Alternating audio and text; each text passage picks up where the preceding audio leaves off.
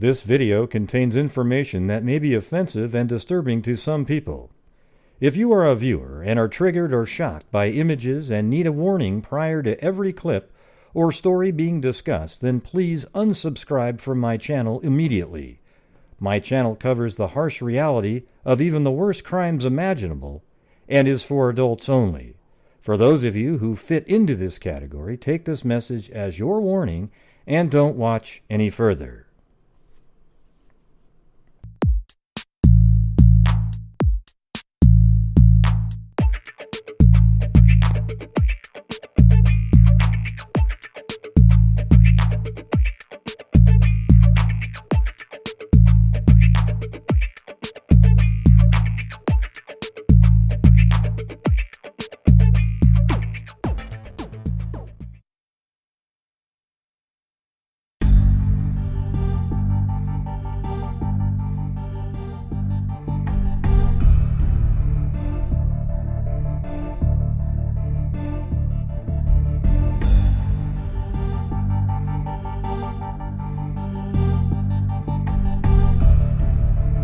What's going on, freaks?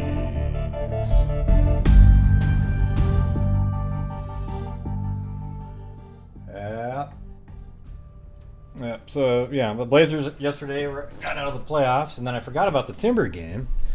And then I watched the replay of the Timber game this morning because I recorded it, and it was crazy. It was ludicrous. The Timbers were up 4-2 in soccer, right? I mean, soccer, hardly any goals are scored, but they're up 4-2 going into the 91st minute. And so that means you're in extra time, and the Salt Lake City team scored. No, I didn't get a haircut. The Salt Lake City the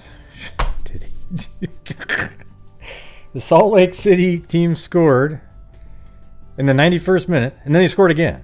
So it was 4-4 at the end. It was just, how do you do that? My God, man. That's hard to do. It's Salt Lake. Oh, got a new word for city now, right? Shit. Yeah. Yeah. I'm just smiling because I'm on the show. It's another one of those days where you go backwards about it's one of those things that you go one step forward, half step back. One step forward, half step back. It's the slowest shit I've ever seen. So today it went backwards. But not horribly backwards, just So there you go. All right.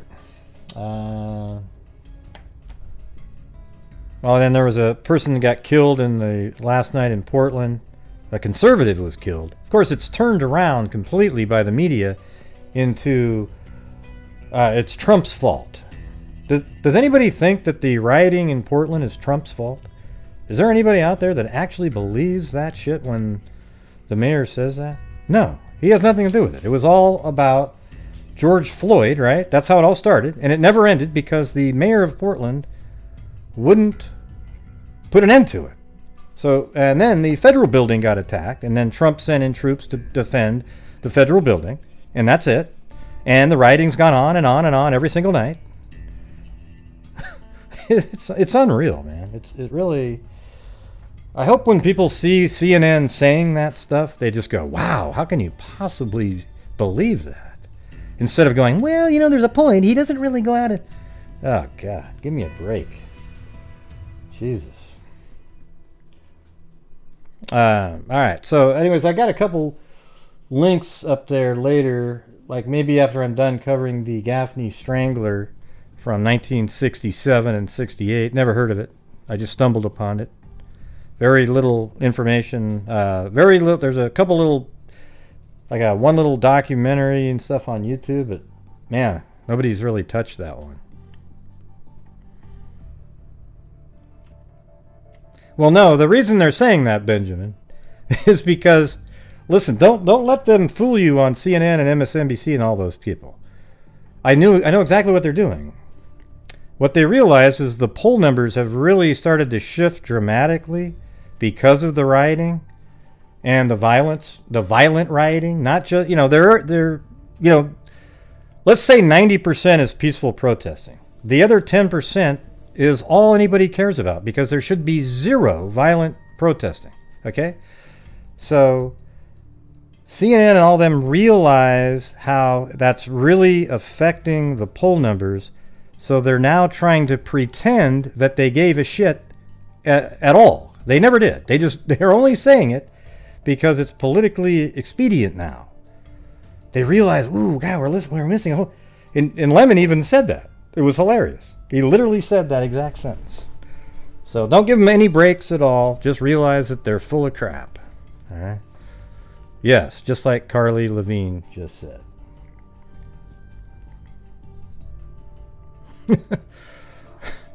Man, I'm telling you, it's spooky when you really see what's going on here. All right, okay, we're gonna go right now. We're gonna switch over to the Gaffney Strangler. Really crazy kid. Hey, thanks, Billy Boy Blue. We got 1 day left. Tomorrow is our donation night.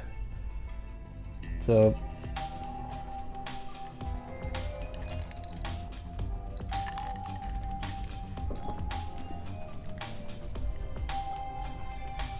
Yeah. I'm gonna start a riot. BC Gray is so awesome. Who's with me? You're funny, Kit Kat. Hey, be right back. Oh, never mind. Okay, good. So you didn't leave then? Okay.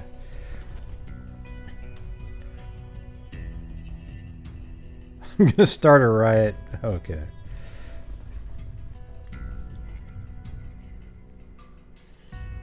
All right. I'm switching screens now. Yeah, this one, well, I'll just try to do it in order.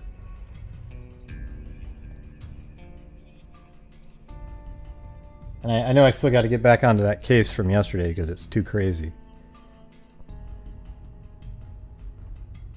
Hey, thanks, Chrissy Paradise.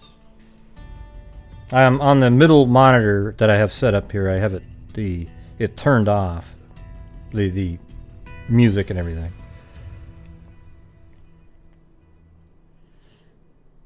Thanks, Allie Cake. Okay, let me see. Which one should I go back to? Oh, here we go. So this is how it all started right here.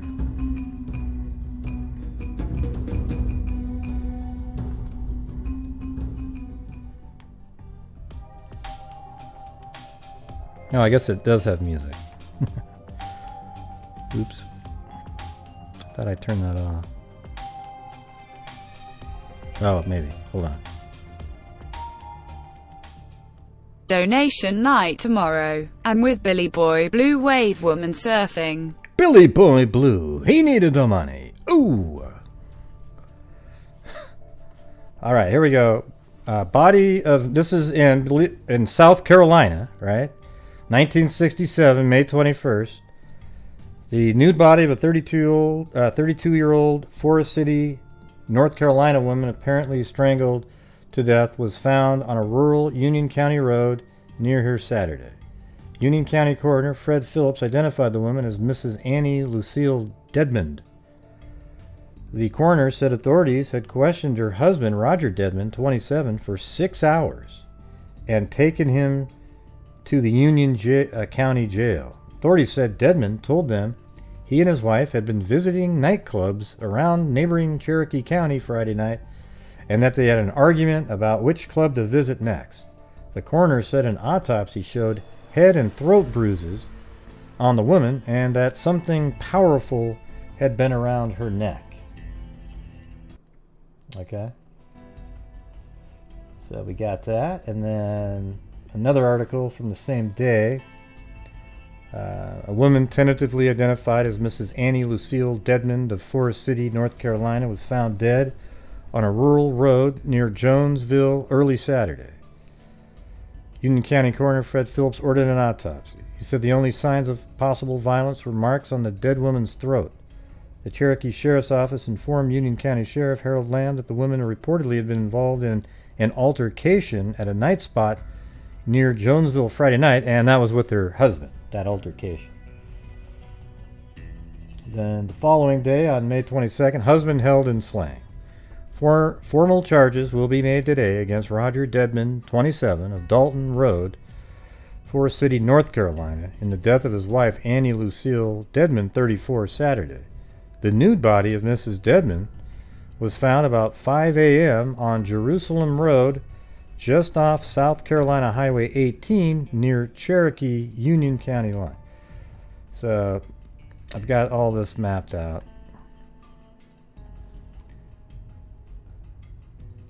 So there's where Mrs. Dedmond was found, right in this area. Just off the side of the road and in the bushes. So you can see that'd be, driving on a road like this, bring her back there. Somebody probably wouldn't find her for a while, but she was found pretty soon. I don't know if she was on this side or this side, but it was right here, just prior, on this road, just prior to that road over there. Okay?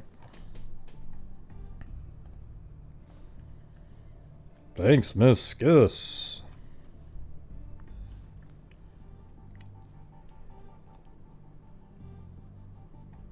Union County Coroner Fred J. Phillips said Mrs. Dedmond died from strangulation and blows to the head. The body of Miss Dedmond, the mother of 4 children ranging in age from 15 months to 13 years, was unidentified for about 5 hours after her body was found by a passing motorist. Hi Bray and all our lovely freaks and mods, growing heart, throwing kisses, throwing kisses.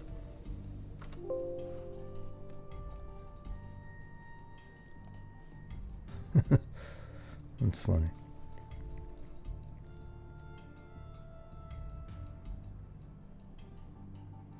Hey Gene, what does that have to do with what we're talking about right here?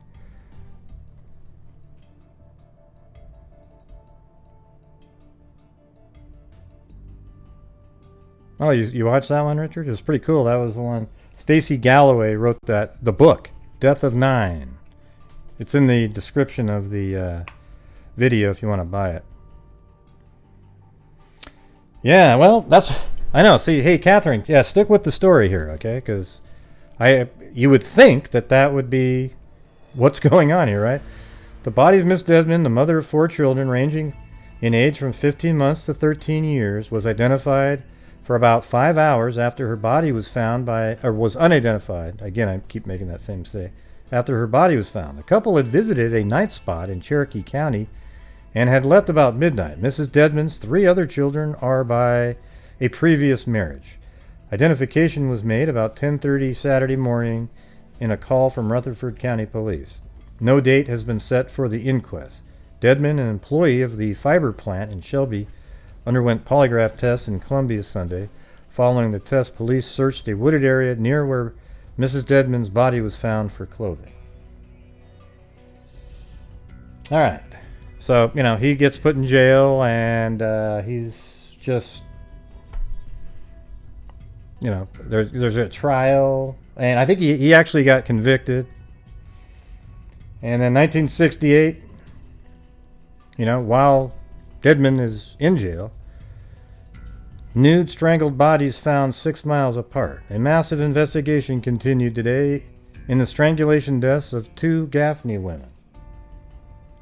An anonymous call to Ledger managing editor Bill Gibbons about 12:20 p.m. Thursday led Cherokee County Sheriff's officers to the nude bodies of 14-year-old Nancy Christine Reinhardt of Montgomery Street and 20-year-old Nancy Carol Paris of Chatham Avenue. The Paris woman's body was found under the bridge on the Old Ford Road about 3 miles east of Gaffney. And it was hard for me to find it, but I finally tracked it down. I was watching another video.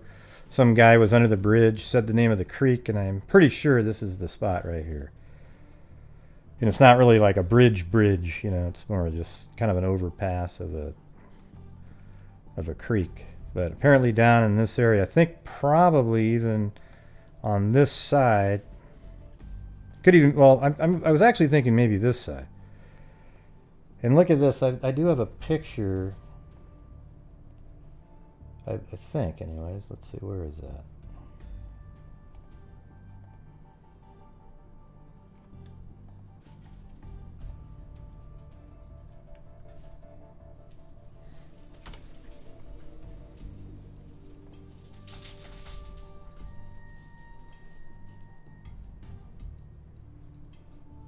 Okay, there it is.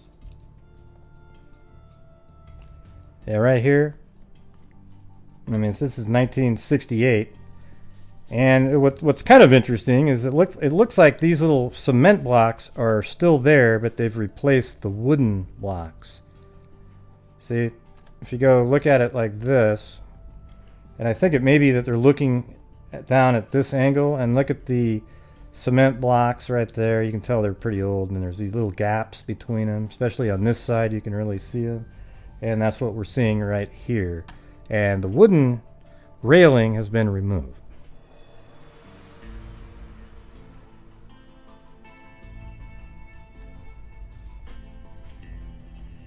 All right, so that is where I believe the 14-year-old was found. Yeah. Well, maybe not. Hold on. No, that was the 20-year-old. The Paris woman's body was found under the bridge on the Old Ford Road about 3 miles east of Gaffney. The body of Reinhardt, youth, was found covered over with brush deep in the woods off the Changang Road about 3 miles northwest of Gaffney. An autopsy revealed that both had been strangled. Okay, so now we've got 3 women that have been strangled, but one was attributed to the husband of the first victim.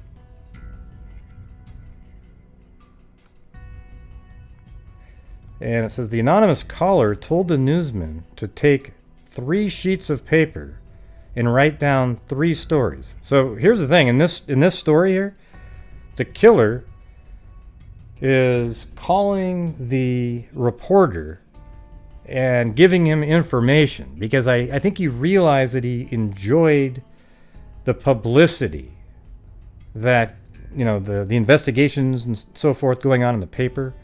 So he wanted to make sure that, you know, the reporter took out 3 pieces of paper, and he says about 2 hours after the call came, Gibbons and anonymous caller talked with Sheriff's Officer Vernon Wright at the courthouse. Wright said the man wanted to know if Gibbons had contacted the sheriff. When told he had, the caller hung up the telephone. The Reinhardt girl had been reported missing from her home for several days. Mrs. Paris's husband, Monroe, told police that his wife had left home about 3:25 Wednesday afternoon to walk her dog, a white poodle, around the block. She never returned. Paris told police he had reported his wife missing to the night jailer at the sheriff's department. City police had also been notified to be on the lookout for a woman and her dog. The dog has not returned home. And by the way, he killed the dog too. Okay, the serial killer. And I know that that makes some people more pissed off than the humans. Not me, but hey, thanks, Kathleen Kanik. The dog has not returned home. Dr. R.R. Stewart, local pathologist, said first indications are that Mrs. Paris had been dead about half a day. He said he thought the Reinhardt girl had been dead longer, probably more than a day. After Gibbons received the call, he relayed the information to Sheriff Julian B. Wright. Sheriff Wright, 2 deputies, and Gibbons went to the Ford Road location given by the caller. Here they found the body of Miss Paris lying face down in the water after the body was removed. And then it says after the body was removed. Which one are we on right here?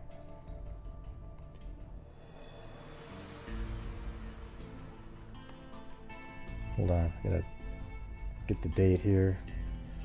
Hey, thank you, Kathleen Kanik. So it's the 9th.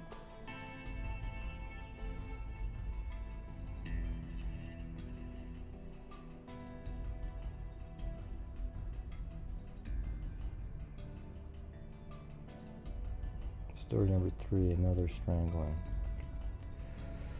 Story number 3, another strangling. So this is on the 9th again. I didn't have the rest of that article. The caller notified Bill Gibbons of the 2 Gaffney slangs and who listed them as stories 1 and 2, tossed in a spine-tingling puzzler on the story which he identified as number 3. The caller said March 1967, Jerusalem Road, Union County, Annie Louise Dedmond.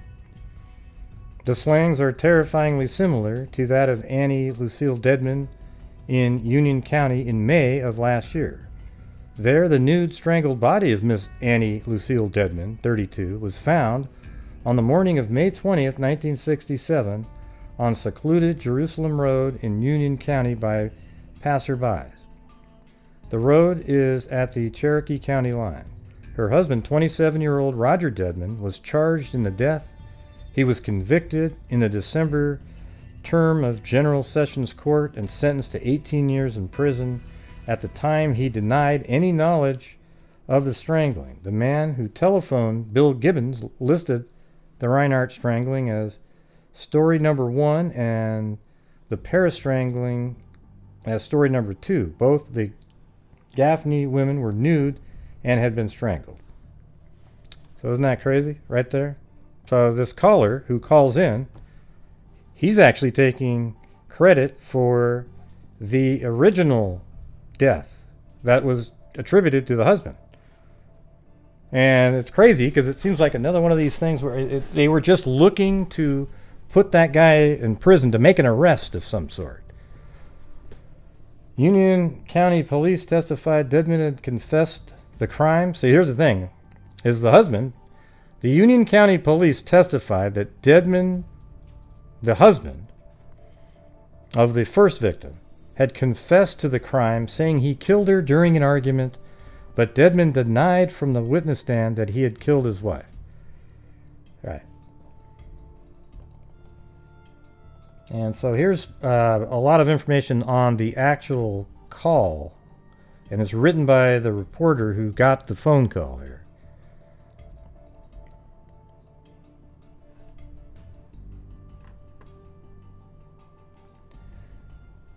Let's see. Ledger managing editor, the voice on the telephone was that of a calm, apparently rational man, possibly middle-aged.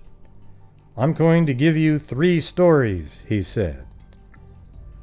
You like to get stories if you are a newspaper man, but you are never sure that the caller has a legitimate story or if he is a crackpot. I began to think the latter was the case when the caller instructed me to take 3 sheets of paper and number them 1, 2, and 3. I did this even though it was a half-hearted effort. The call actually came while I was on my lunch hour, but I had returned to the office early, about 12:20 p.m. On the first sheet, the caller said, write the following. Go by the junior high school to the Changang Road. Following the road toward the Changang to the second bridge, you will see a dirt road off on it.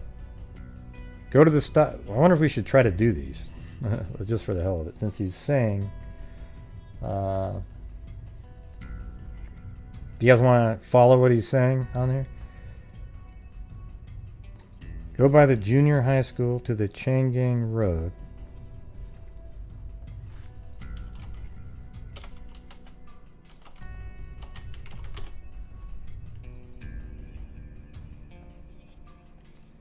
Okay, well, this is, I think I've already got the location, but let's see if we can get it more precise here.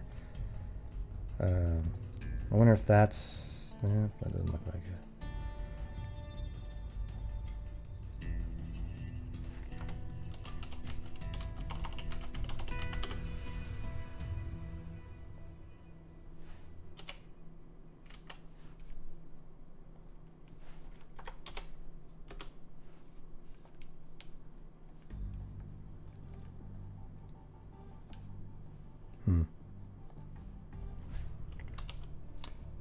Changang Road.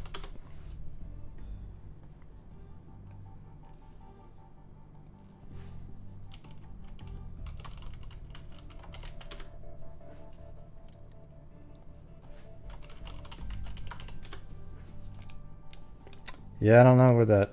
It's a really short road, though. I mean, it's not like it... I don't think it continues. Let's see. See, it's Coppertown Road.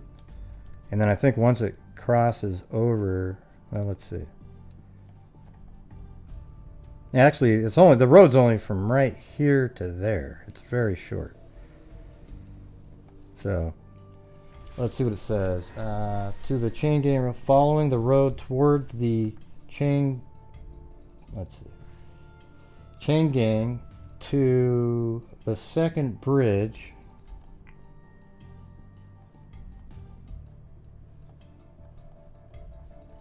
And the first... It's pretty tough to follow those instructions. Junior high school to the chain gang road. Follow the road toward the chain gang, but you're already on that road. Is chain gang something else? So there is Chain Gang Hill Road. That's all there is. There isn't another. The second bridge. You will see a dirt road. Turn off on it. Go to the top of the hill. Turn left and go to the edge of the woods. Stop the car. Get out. Face towards I-85. Well, where the hell's that I-85 then? Yeah, maybe there was another... So there's 85 over here.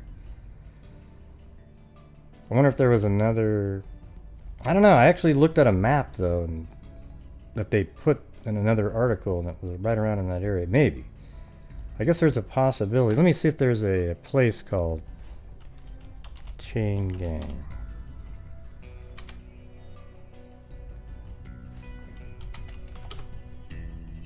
No. So I guess it's hard to tell, but here's the 85s over there, but it seems like they would be talking about something closer to that, wouldn't you?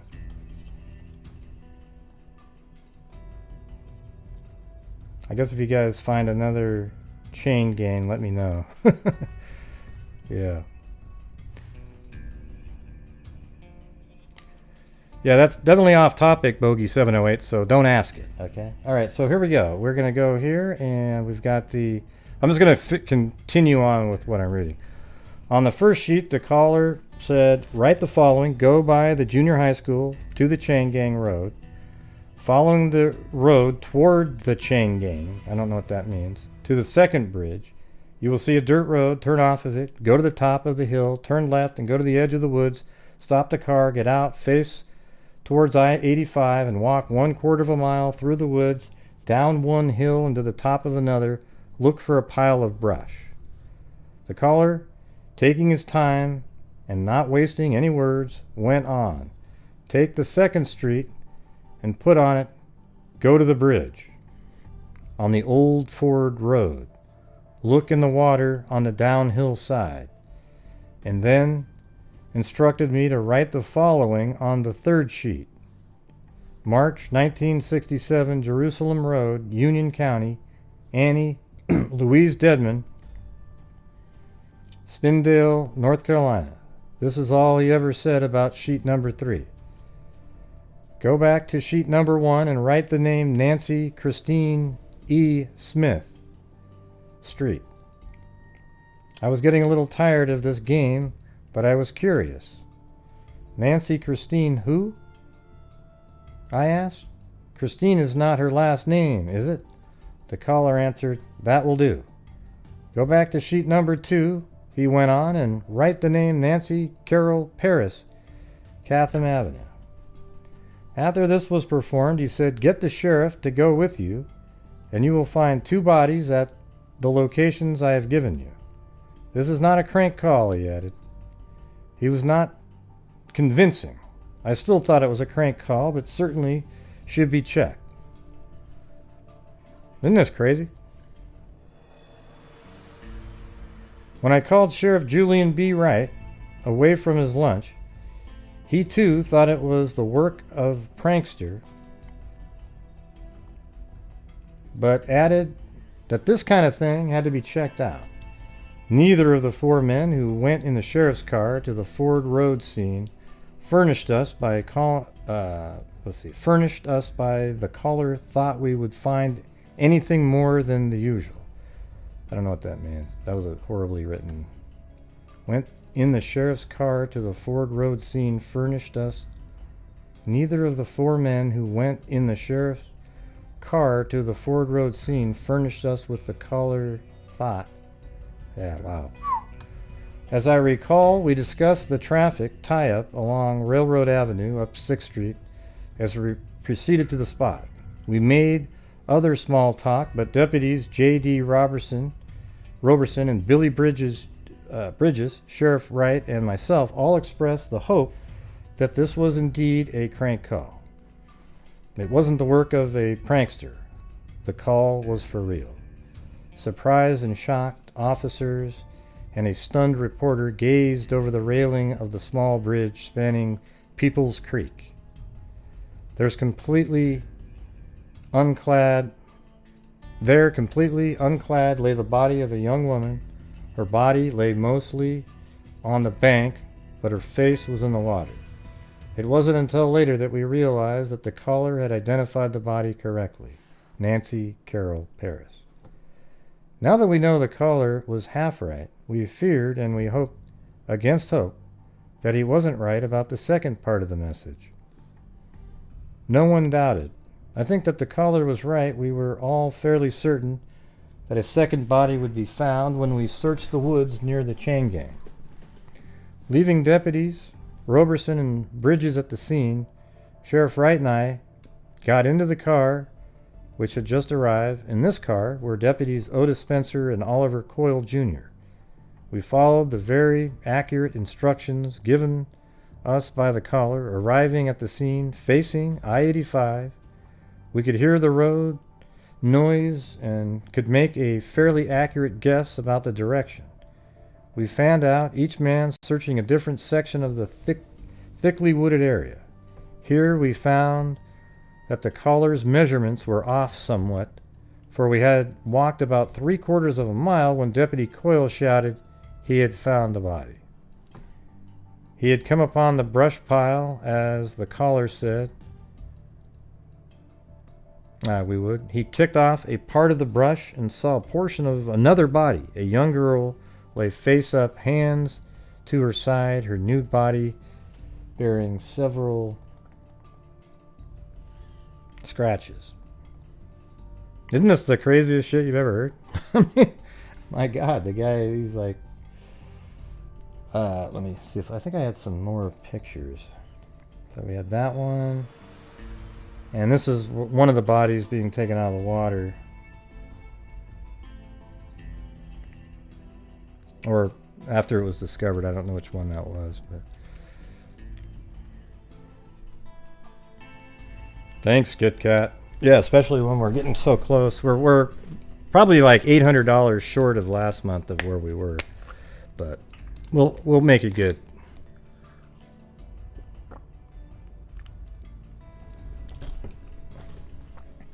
Scratches and abrasions, and so she had scratches on her and abrasions, and like the first, a deep blue red bruise around her neck.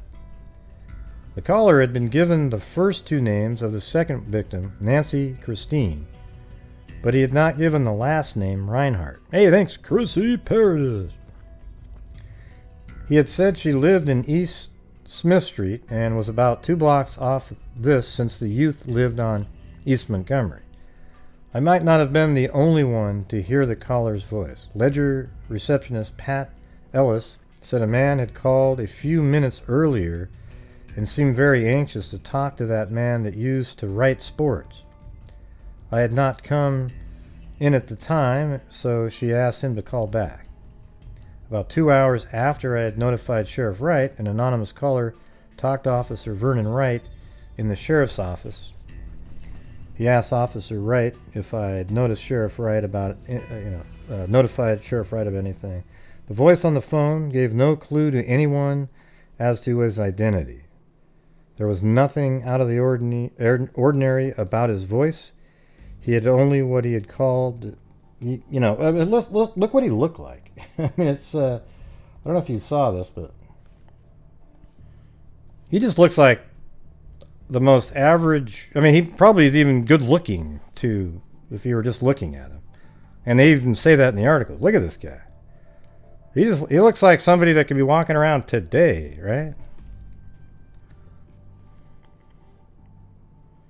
Got his sunglasses on.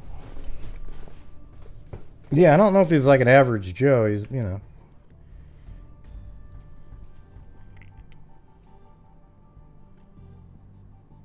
Yeah. Okay. And so we got that.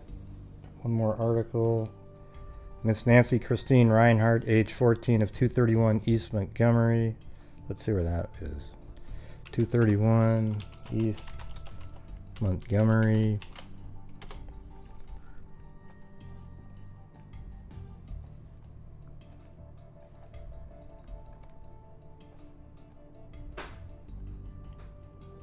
Okay, so that's where she lived.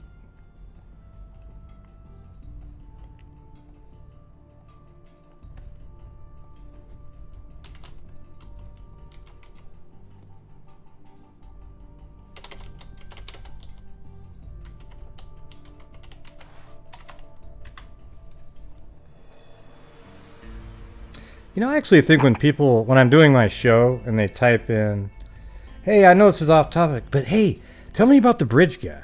You know, don't you know that they're just trolling at that point? I mean, it's like, there's no way in hell you would think that would be appropriate to just sort of interrupt the show to ask about something about a bridge guy. There's other cases that go on in the world, all right? She is survived by her mother, Mrs. Julie Reinhardt of Gaffney, 4 sisters, so now we have the address. So she lived right there. I think she was just walking home or near home when this happened. So here's another version of the caller, about a week later in the paper.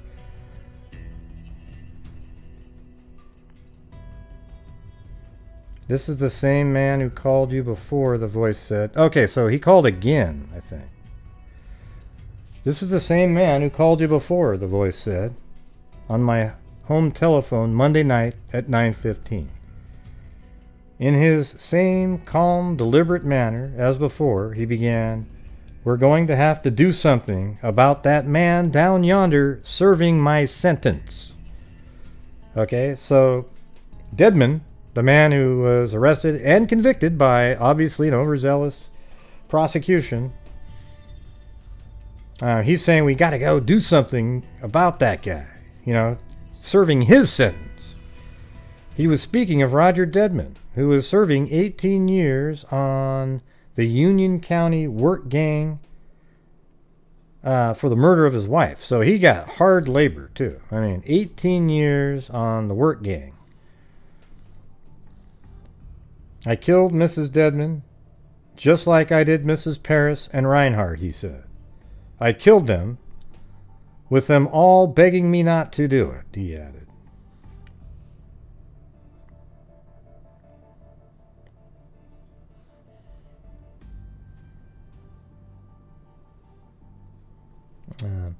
He wanted to talk about the Dedmond slang. The Dedmond girl was driving at a high rate of speed.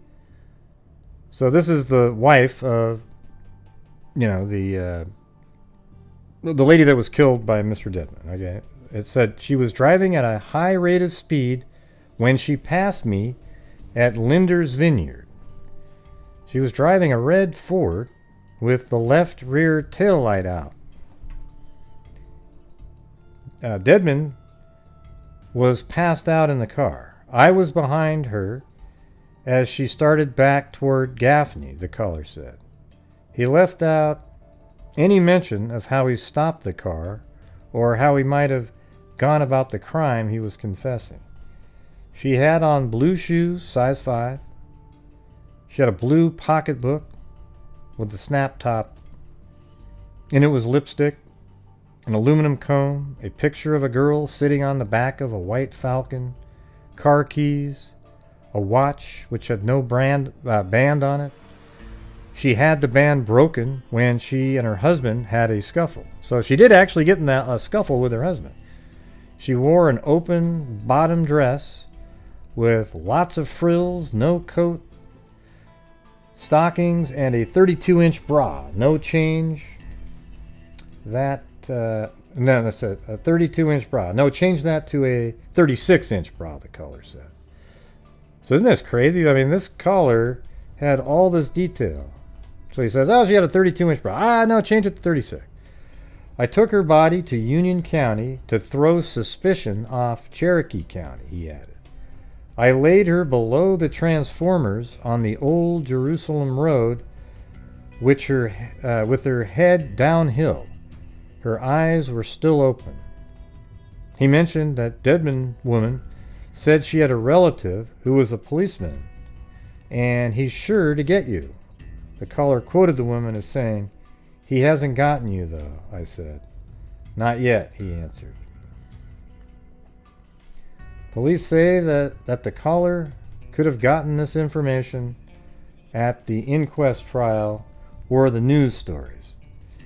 They say that the caller's information... Well, listen, if it's the same guy that gave you the directions to two different bodies, you don't need to sort of be kind of speculating on, well, he could have got that from the...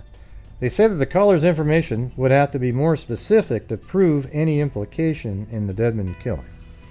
Officers in Union say that they have no reason to believe that they have the wrong man. See, isn't that just exactly the way it is sometimes? You know, sometimes in the face of overwhelming information, police and prosecutors, mainly prosecutors, police just arrest people and it's up to the investigators. They don't want to ever admit that they screwed up. So they'll just keep going. Just keep on going with their theory, even if somebody goes, well, look at this. Who led them to two other bodies that happened after Mr. Dedmond was in jail, in prison.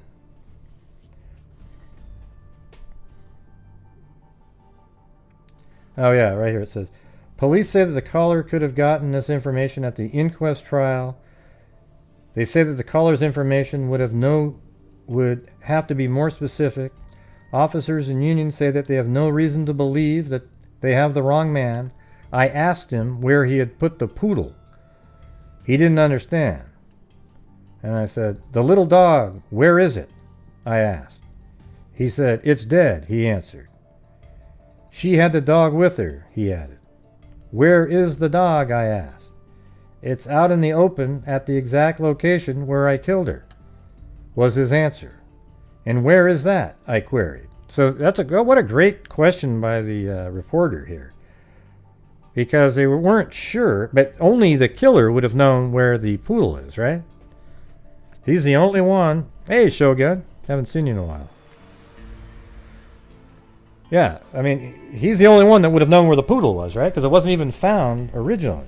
So what a great... that was amazing that reporter asked that question. Is it out in the open? It's out in the open at the exact location where I killed her, was the answer. And where is that? I queried. I can't tell you. My car tracks are there, and it would give me away, he said. Oh, okay, well, there you go. That was a good question, but he didn't really want to answer. The clothes have been destroyed, he added. Well, the police found her body, though, so... He didn't call to talk about the two bodies found Thursday. He wanted to talk about the Dedmond killing. Almost before I could gather my thoughts... let's see. I have the rest of it over to the side here. After his telephone call, the man called again. So he called back another time. Right?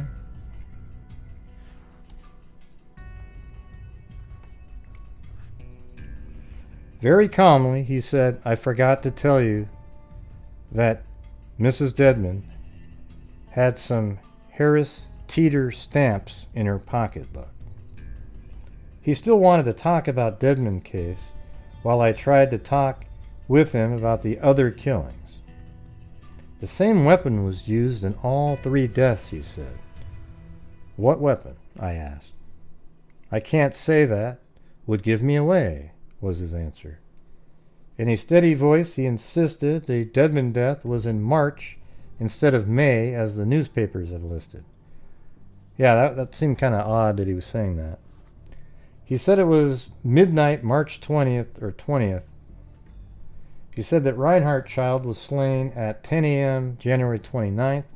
This was discounted by almost everyone, but it was agreed. So here's what I think. He's telling where the bodies are, but he's changing the dates because he doesn't want, like, there might be something, alibi issues and things like that.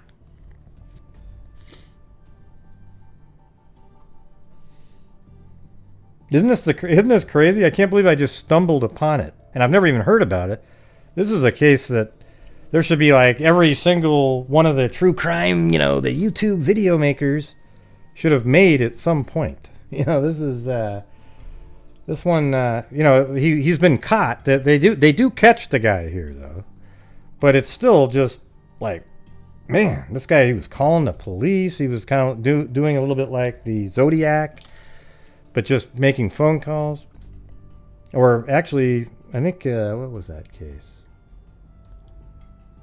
Yeah, what was the case where the guy would call a few different times?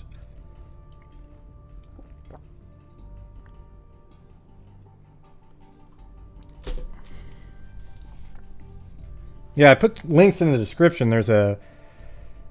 You can look it up on YouTube. There's like a 39-minute. They interview this reporter, which is pretty cool. But then they start doing ghost hunting, the second half. I couldn't believe that they would absolutely destroy what was, prior to that, a pretty cool documentary that they put together. Yeah, I wasn't thinking of BTK. It was this other case. Shit.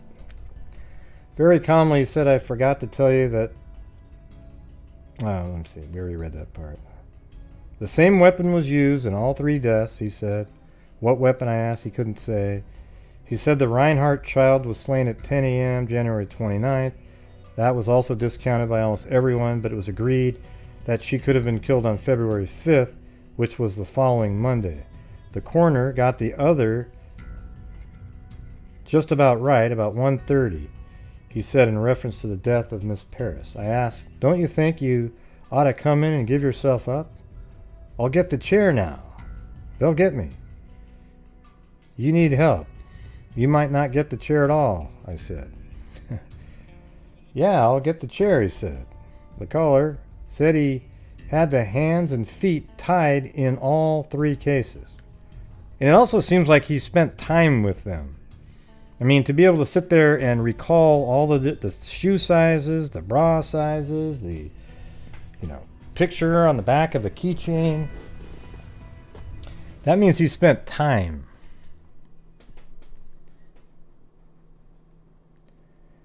Hands and feet tied in all 3 cases. I asked him, where did you pick up the Paris girl? That would give me away, he answered. What about the Reinhardt girl, I asked. She has been dead a week, he said. I have been back to the grave site 7 or 8 times. Jeez.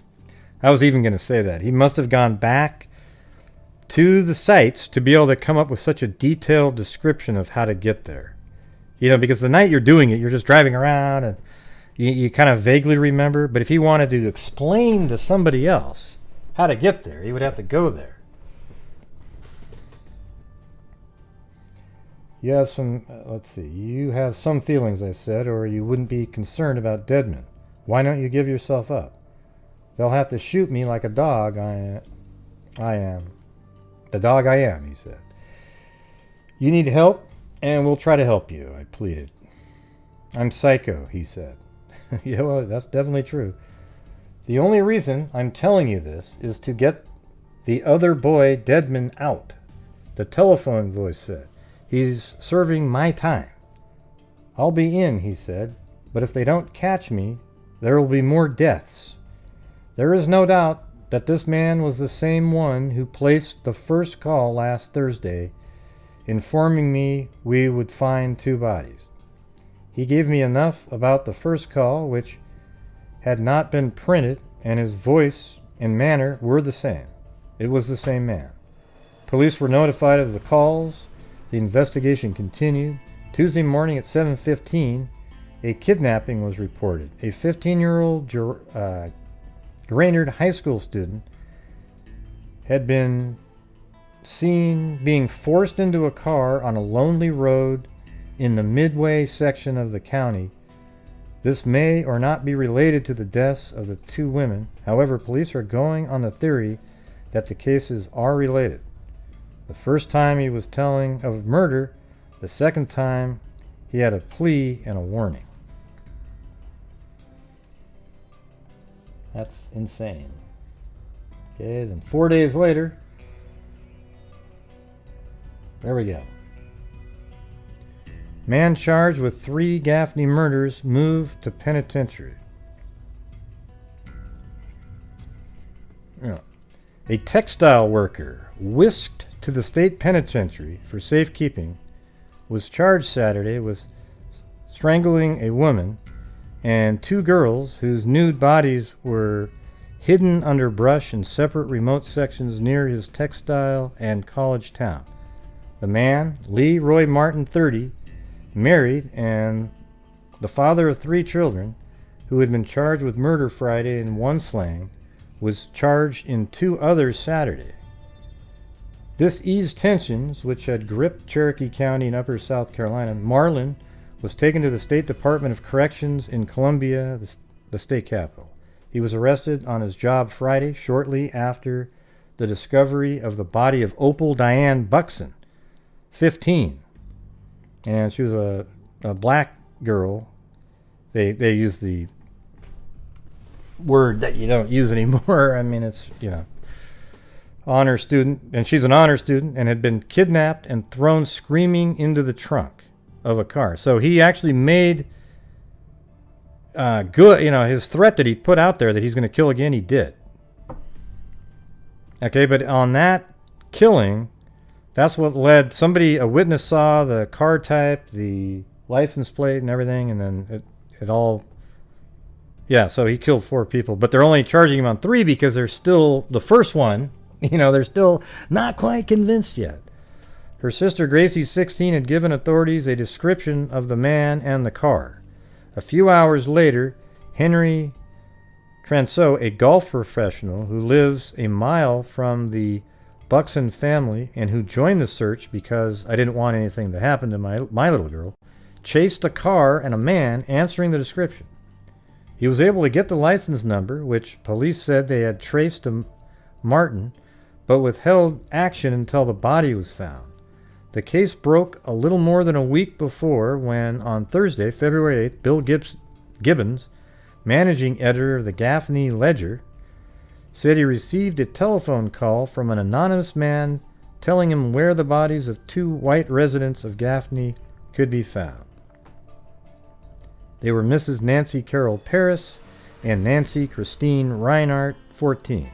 The bodies were found that day by Gibbons and police authorities 5 miles apart. Murder warrants against Martin charged they were slain on or about January 30th. Gibbons said that on the following Monday he had received a call from a man whose voice sounded the same and who said he was psycho, could kill again, and would never be taken alive. The next day the Buxton girl was kidnapped 3 miles from Gaffney. So the day after he made that last phone call saying he could kill again is when he killed this girl, Opal.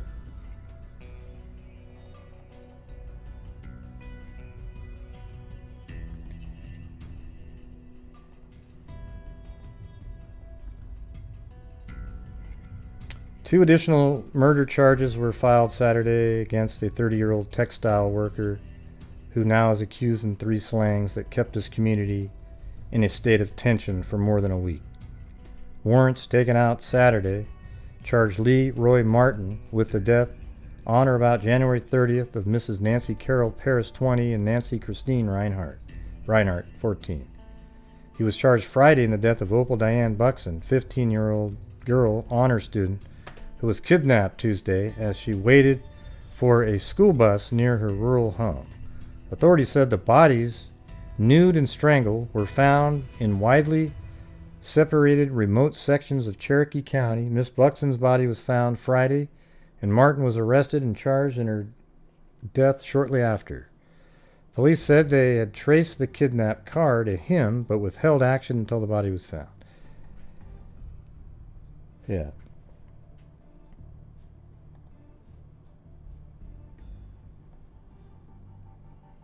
And then about 9 days later,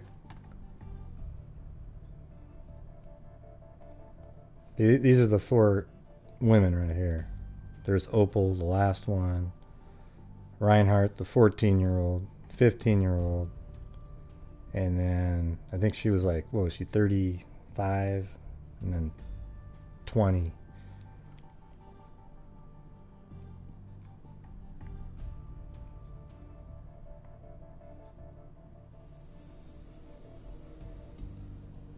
Yeah, and that's Dedmond right there. Police revealed today that items of clothing belonging to 3 victims of the recent stranglings have been recovered. Also, some items believed to be effects of Mrs. Lucille Dedmond were recovered in Union County. Sheriff Julian B. Wright's officer, sled agents, and other workmen searched the murky waters of a well about 1/2 mile from where the body of Opal Diane Buxton was found and brought up most of the clothing identified as those worn by the young girl. An all-weather coat bearing initials ODB written on the coat with a laundry marker was one of the items recovered. After emptying the well of much of the water, a workman was lowered into the shaft and grimly placed the garments into the well bucket.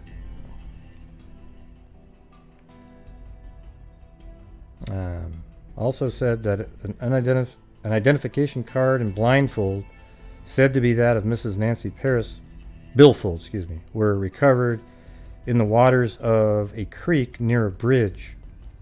A pocketbook and a shoe said to be that of Nancy Reinhardt were recovered in the Concord section of Cherokee County. Looks like there's a picture of the shoe right there.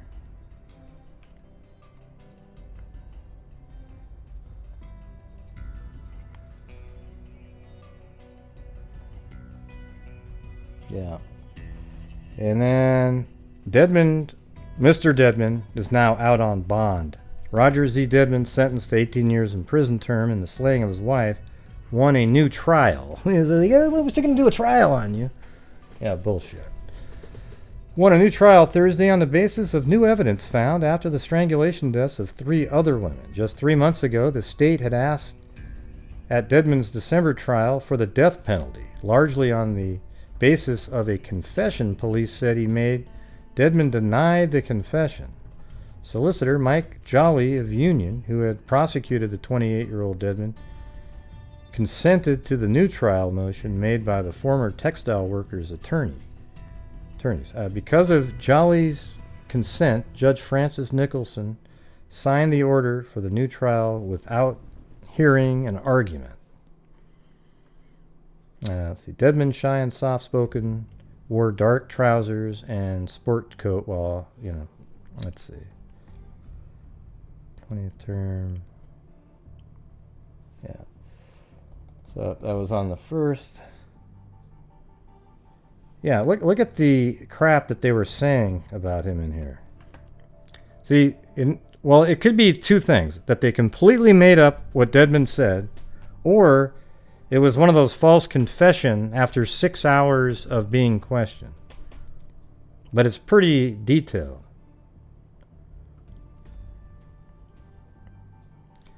After some questioning and after being fully advised of his rights, Roger Z. Dedmond admitted and confessed to having a fight with his wife the night before, that's true, and choking her, undressing her, and placing her nude body on the Jerusalem Road.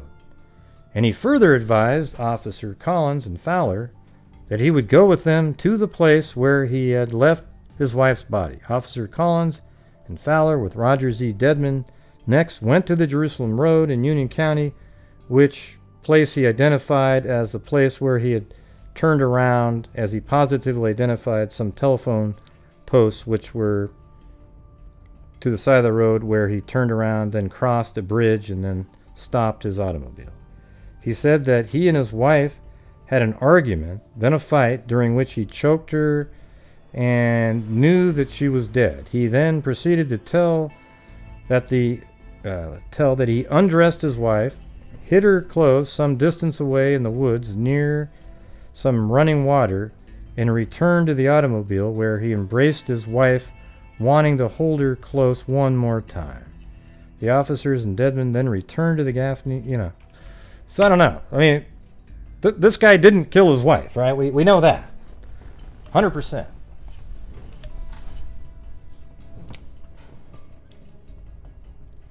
So why did they... Well, the part I'm reading right now, Juju Positive, is the guy that was falsely convicted. He didn't do that. What they just said in that article, he didn't do that.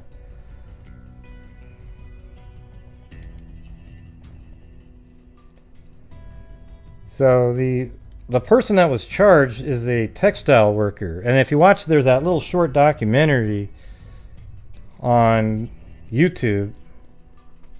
What was really cool is that one of the detectives, based on the knots tied on the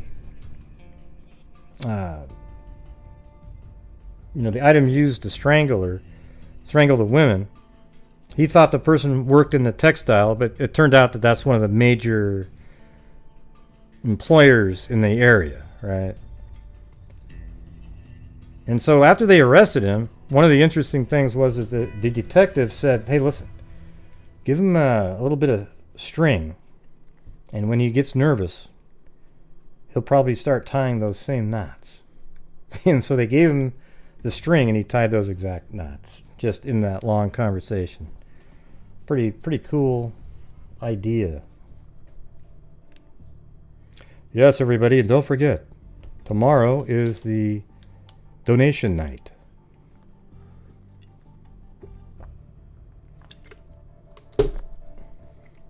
Where we do a percentage of all the monthly revenue. The warrant charging Martin in the Dedmond case was issued one day after the release from prison on bond of Roger Z. Dedmond. The sheriff said new evidence found during investigation of the 3 other slayings proved to him that Dedmond is innocent. Martin, 31-year-old textile worker with dark, wavy hair, is the father of 3 children. He showed no emotion when arrested February 15th. Isn't that crazy? He has 3 kids, too.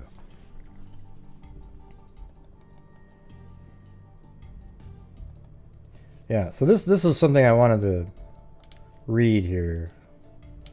That's all, Mike Jolly. Roger Dedmond, the young North Carolinian who was sentenced to 18 years in prison for killing for a killing he did not commit, feels he is being sacrificed on the altar of political expediency. Thanks, Nan Sullivan. Union County Sheriff Harold Lamb and 2 deputies swore in a courtroom under oath that Roger Dedmond confessed, strangled his wife. Courtroom witnesses heard police officers swear that Roger Dedmond took them to the site where they said he strangled his wife. Roger Dedmond denied he had ever made a confession. In fact, he brought several witnesses from North Carolina to swear he was there when the crime was committed. Solicitor Mike Jolly prosecuted the case, and he prosecuted it hard. Roger Dedmond was convicted of strangling his wife and leaving her body on Jerusalem Road in Union County. The evidence against him was oral confessions officers swore he gave them. Later evidence made Roger Dedmond's innocence only a matter of court formality. But here Solicitor Mike Jolly balked. It is difficult to comprehend why the solicitor is so casual and seemingly unconcerned about Roger Dedmond's exoneration. Yeah, I feel this guy is writing exactly how I feel sometimes about these. For the Dedmond trial was not a gentle, kind, compassionate thing. It was a heartless murder trial with Mike Jolly trying every means he could work into send young Roger Dedmond to the electric chair. Roger Dedmond still cannot get justice in the Union County courts. Solicitor Mike Jolly said before last Monday that because of quite a number of cases before the Union Court, which opened then, he was unable to say if Dedmond's case would be tried. The court term was supposed to last a week. It lasted exactly 1 day. If Jolly had been as anxious to free Dedmond as he was to convict him, then he'd have found time to retry him. Roger Dedmond denied over and over again strangling his wife.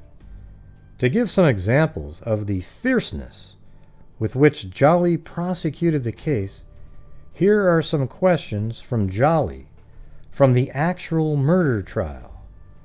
The questions are by Mike Jolly, and the answers are by Roger Dedmond. So here's the question by the overzealous prosecutor. Do you know of any reason in the world why J. Harold Lamb would have any reason to tell this court and jury something that is untrue on you? And then he said, I don't know him. I don't know him that well. Question. Can you tell us why Deputy Bobby Fowler would put his hand on the Bible and tell us something on you that is untrue? Well, because he works for you, and he wants to help you get a conviction. That's one of the problems, everybody.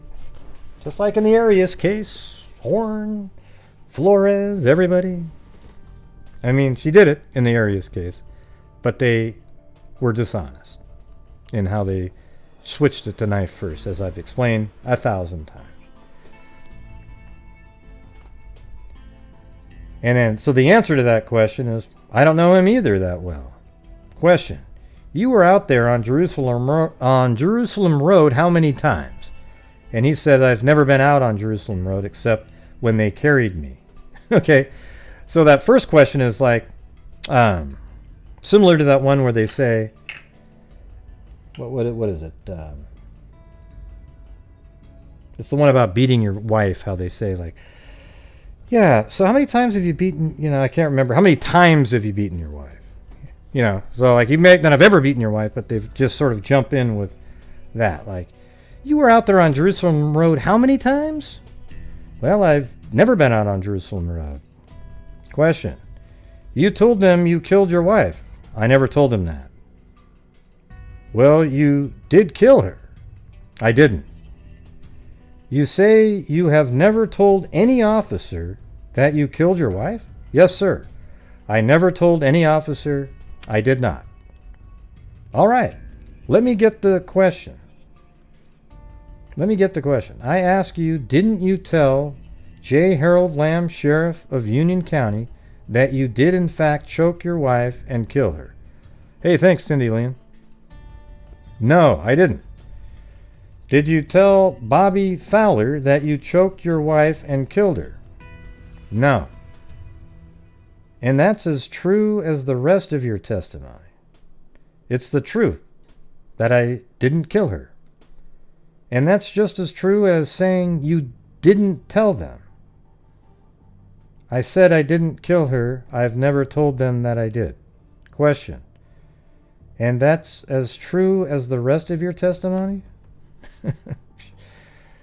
Solicitor Mike Jolly was tough when he was trying Roger Dedmond for his life. Roger Dedmond wished he would as relentlessly help him get out from under the manslaughter conviction.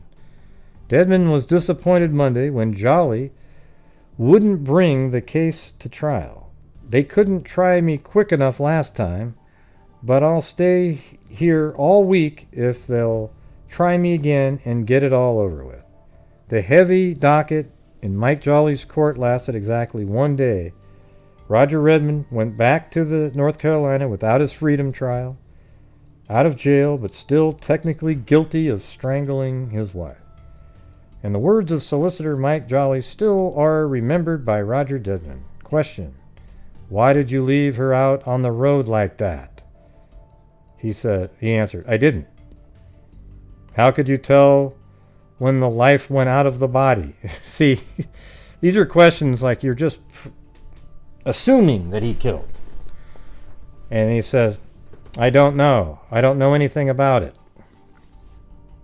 Question. As a matter of fact, you told the sheriff in Union County that you knew she was dead because she quit talking. Answer. I didn't. Question. Is that when she scratched you up? When she was scratching for her life? I did not. Did you give her time to make peace with her God? See, what does that have to do with anything? That's just sort of like the jury going, wow, he didn't even let her, oh boy.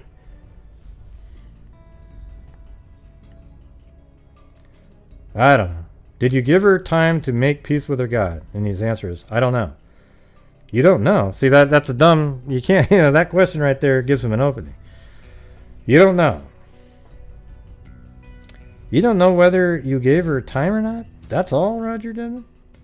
Evidence to free Dedmond has come up since he was sent to prison by Mike Jolly and Sheriff Harold Lamb and the testimony of the deputies. The trial testimony here shows how much compassion Mike Jolly had on Roger Dedmond. Haven't I been through enough? Roger Dedmond asked. Give Roger Dedmond his freedom trial, Mike Jolly. Give Roger Dedmond his freedom trial.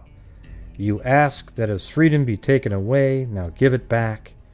That's all, Mike Jolly. What a great article. And that was this article was written in 1968.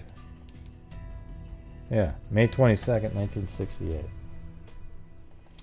And then 4 months later, another 4 damn months. Sleep wasn't easy for 28-year-old Roger Dedmond Monday night after his conviction for murdering his wife in 1967 had been overturned following a guilty plea by a man in South Carolina.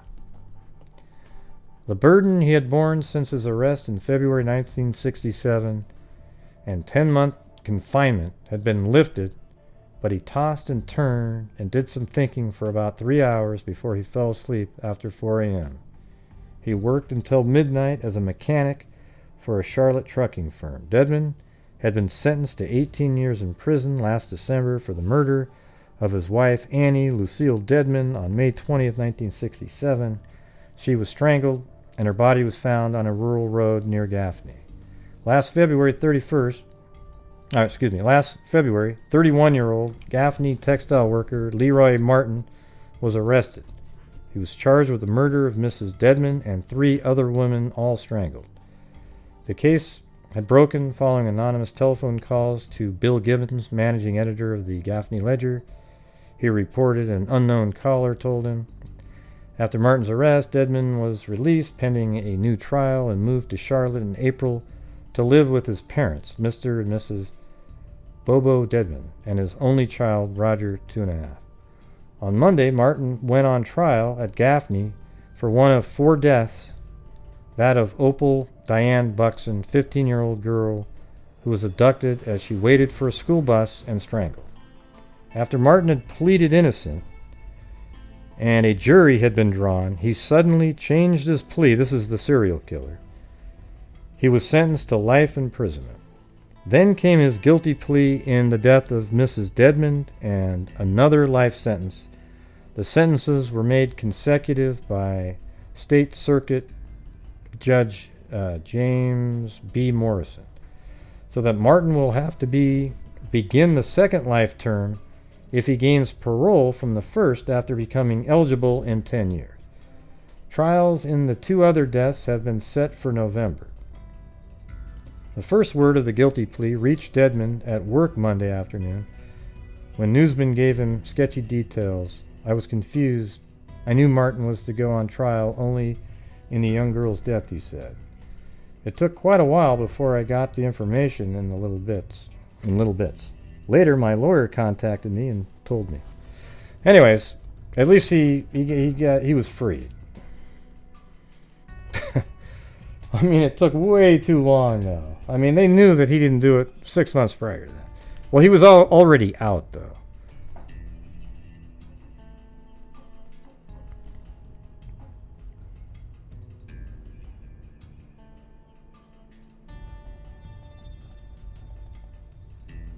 Okay, and then in 1969, that's him right there, Martin. He's escorted into Cherokee County Courthouse. So there he is. That's the serial killer again. Here, let me look something up though really quick. Man, are you guys liking the content?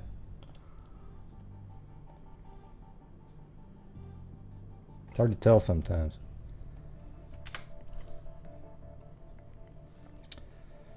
Let me type this guy's, put his name in there. Well, the other picture I have is this one.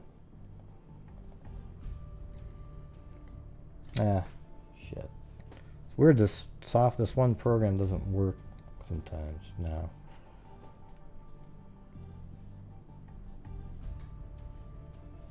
Yeah. So that's when he was originally arrested.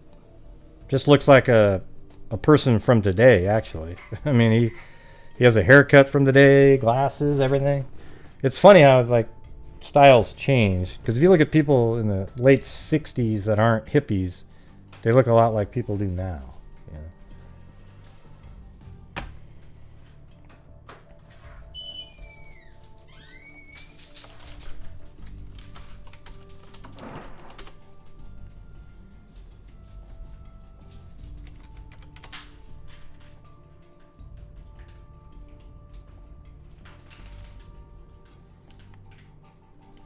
Yeah, well, there you go. So I forgot to add this one, but inmate charged in prison death of Leroy Martin. So that's why it's always good sometimes to put some of these barbarians in prison.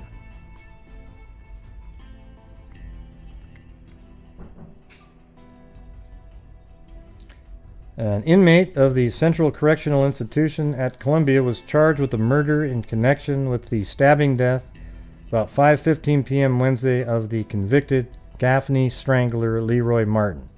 So this is 72.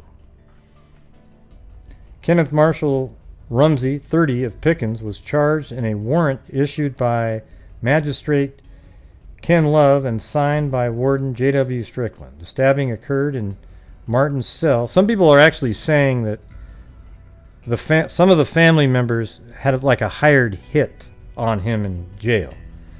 Okay, but at Kenneth Marshall Rumsey, so let's try it. Let me type that in.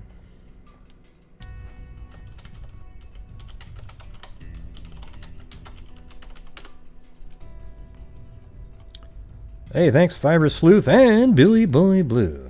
Been kind of a slow night. It is Sunday though. So that was 1972. And let's see. Let me try a 1977.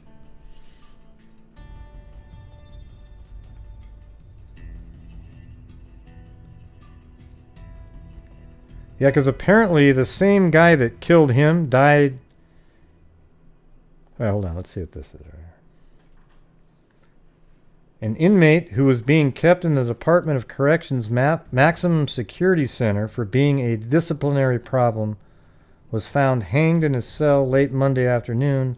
Sam McEwen, a department spokesman, said Kenneth Marshall Rumsey, 36, was found dead about 4:30 p.m. Rumsey's trousers were tied around his neck. Hey, thank you, Allie Cake. Nicola Jane, thank you. Yeah, isn't that wild? So the guy that killed Leroy Martin,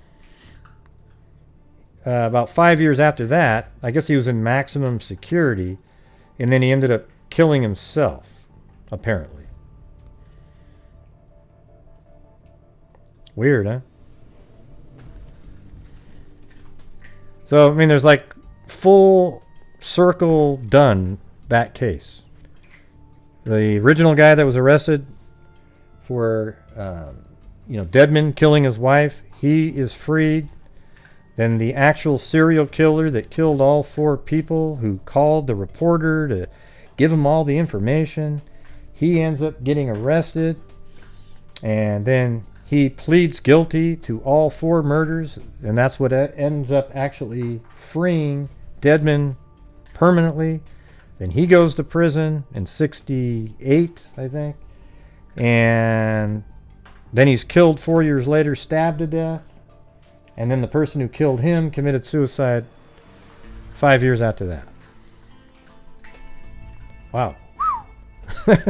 I mean, I thought that's like one of the most interesting serial killer stories that you're ever going to find right there.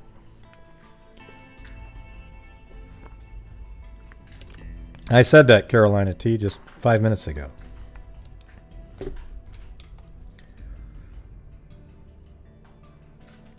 Yeah, no, I mean that they hired a hit on the killer.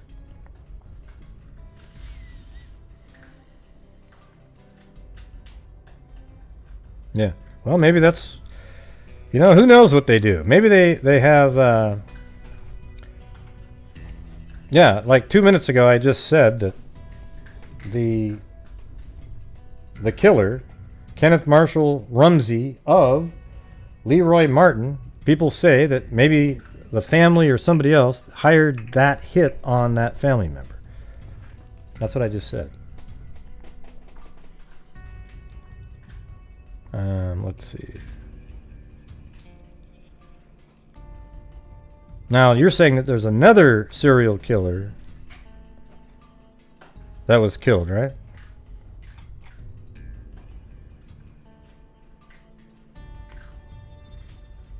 Right, I just said that.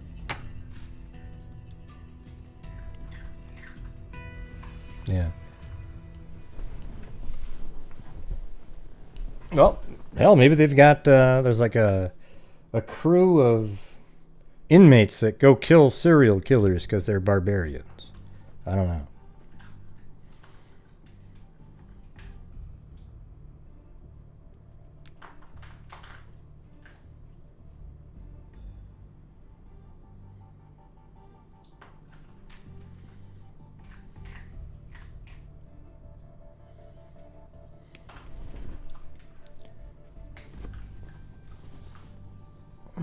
God, I hate this stupid arm. It's driving me nuts. I can't even do like 5 pounds of a shoulder press. You know, it's just stupid. Before I went into surgery, I could do 30, 40 even. It was like easy. The killer of a murder. Well, yeah, it's like, basically it's like Dexter, right?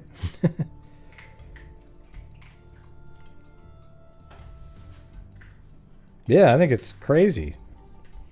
I think you could do a full-on podcast on that case right there.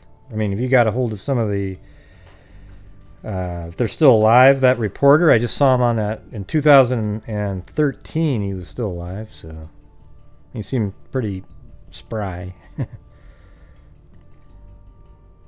Absolutely insane, that case. I mean, think about, I wonder what was going through his mind. You know, you sort of think like he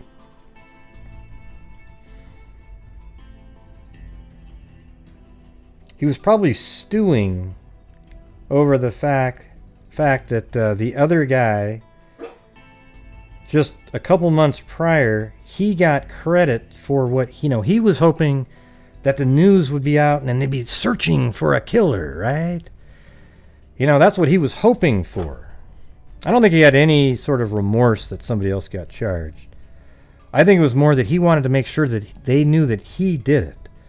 So he's over there, going, hey, wow. So they're not finding the bodies quick enough here. So here's where they are. And then also I killed the first one. Now if you guys don't hurry up, I'm going to kill another person, and boom, the next day, bam.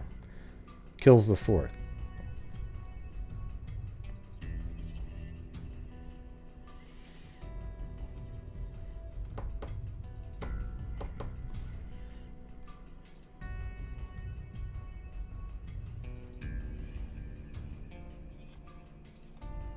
Huh? What's BBB talking about? What do you mean, give us a clue, BBB? What's BBB saying? I don't even see BBB. I can't see the name.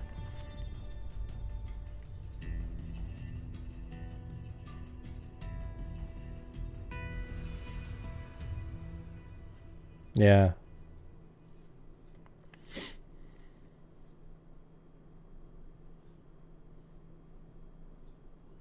Oh, but isn't there... Oh, Billy Boy Blue. I thought there was another... Wasn't there somebody named BBB... Or no, it's BBT Boston or something, right?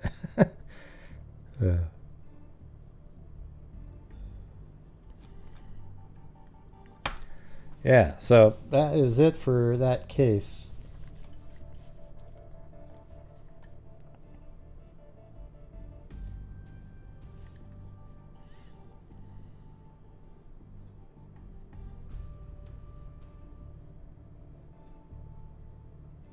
Oh, I'll just call him Billy Boy Blue, okay? I mean, my God, are you guys going to do abbreviations for people's YouTube names now, too?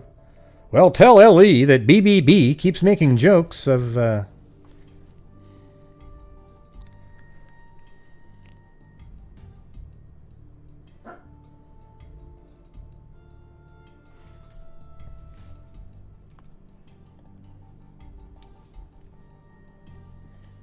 There's another picture of him right there.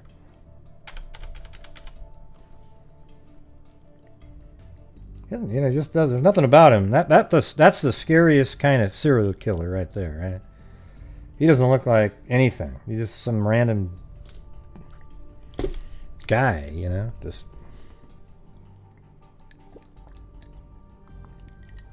he knew what he was, though. He knew he was a psycho.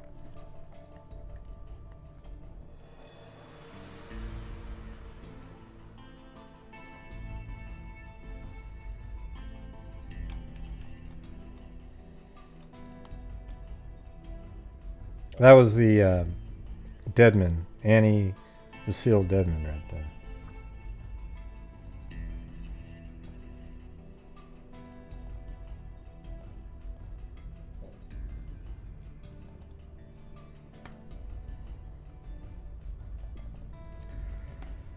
Yeah, so here the reporter that was out on the scene, he's the one that took all the crime scene photos because they didn't do that or something back then, I guess. I don't know. But apparently, like that right there is part of the 14-year-old. I don't know what that is, what we're looking at there. Maybe that's a... You know, that could be a foot. Now that I look at that. A toe, right? Like that's the inner part of the left foot, and there's the toenail right there, and that's the big toe. What do you think? I don't know. Hard to say, for sure.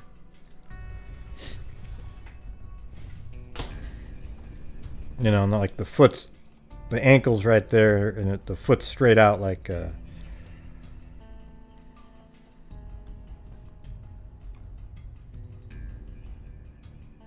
Well, yeah, just so classic, you know. The guy's got a cigarette in his mouth. And I think he has one in his fingers over there. Yeah, I think it looks like a foot to me. I think that's the padding underneath the main joint of the big toe. That's the outer part. That's the toenail right there. And then the foot's just straight out.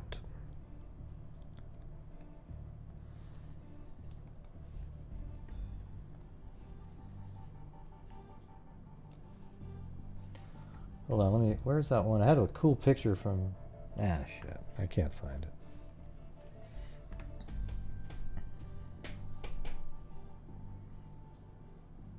Yeah, it kind of makes sense size-wise, too. Like, if those are just regular branches.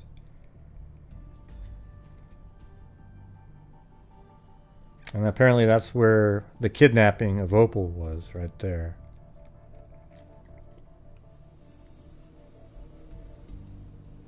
I mean, look at this huge article.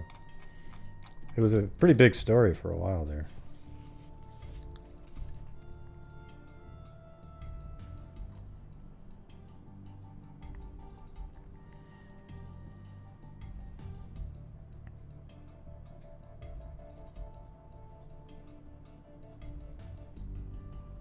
What are you talking about, Curious Georgia? What do you mean so many are following it because I doubt it, you know. I don't get it.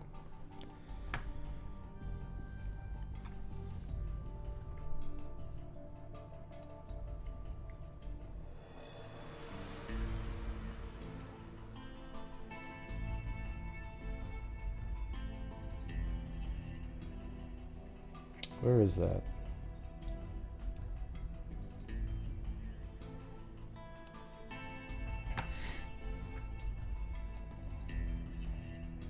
Can't remember which one was prior last night.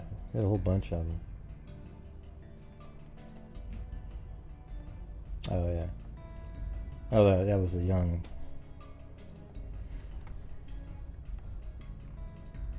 Yeah, I know, Sarah Pryor, but what do you mean? I mean, what do you mean so many people are now following Sarah Pryor case? I don't know what you mean when you say that. Like where? I mean, on my channel, you mean? Or maybe, I mean.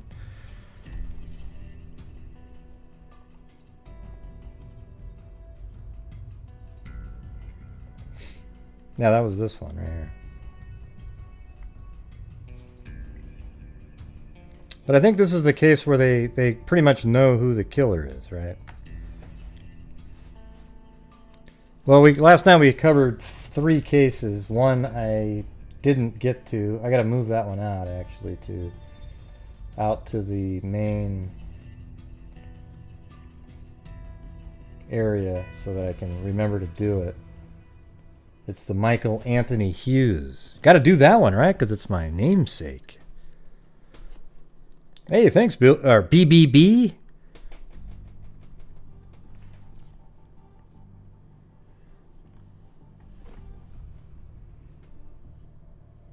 Yeah, well, I mean, the whole point of covering some of the cold cases is so that other people might look into it, right?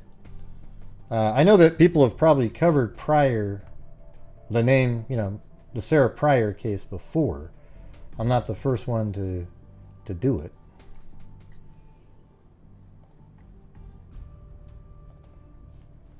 But, you know, that's the case of Sarah Pryor right there.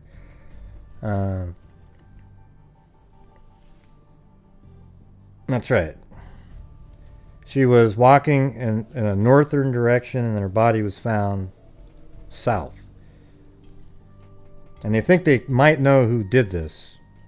A serial killer. I don't know what you're talking about, Curious Georgia. No idea. Never heard of the person. Am I supposed to know who that is?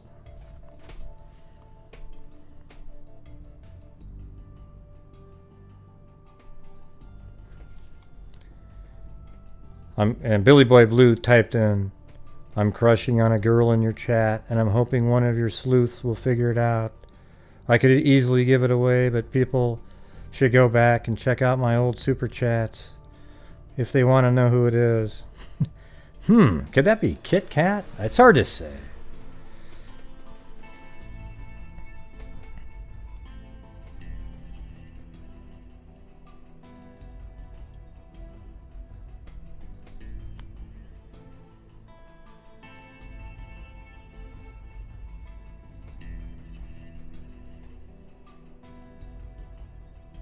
Instigated a deeper discussion.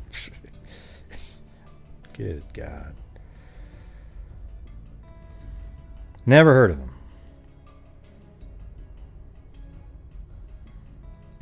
Why don't you explain who it is, Curious Georgia, instead of just doing this little song and dance that you always do? Who is the person that you're talking about right now? Is he one like an investigator or a detective? Somebody that was related to the case? Oh, good Lord. Good Lord.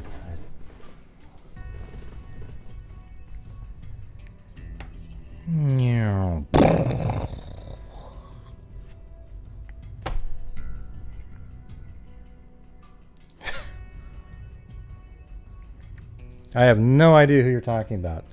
You know, I read articles and I mention people like a bunch of different names when I'm reading articles. I don't remember who that person is. Okay, so when I cover 5 cases and, you know, I don't remember every single thing that I said. Ah, shit. See you later. Here comes the idiot comments again by good old Curious Georgia. God. You don't even know your cases? Whoa! Yeah, I do. I covered it. I just don't remember the name that you're mentioning. I remember the victims, sure.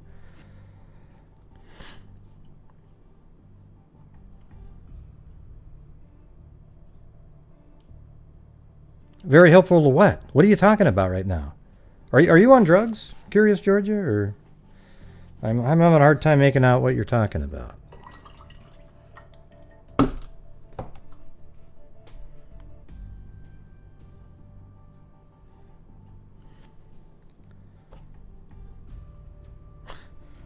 Yeah, I mean, look at this is I have this many on Sarah Elizabeth Pryor. I had all of these PDF files that we read through all of them.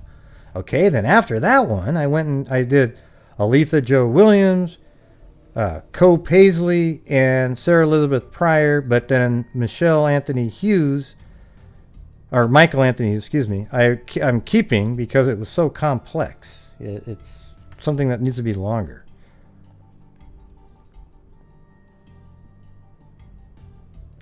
I didn't do a video on John Allen last night.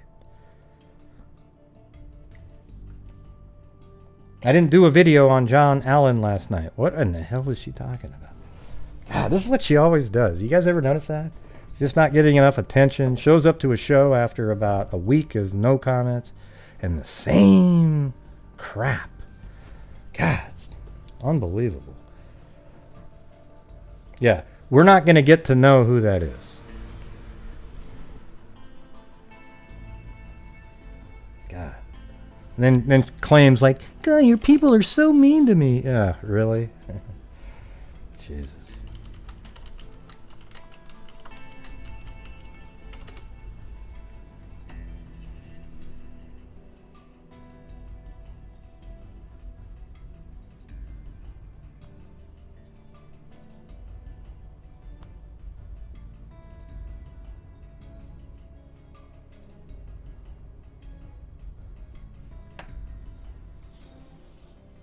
Are you talking about... Let's see, hold on.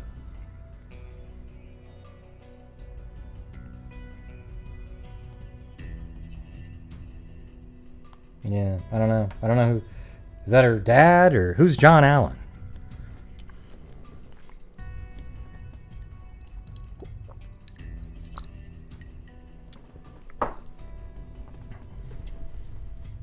God, it's just so frustrating. Maybe you guys can look it up really quick. Let's see.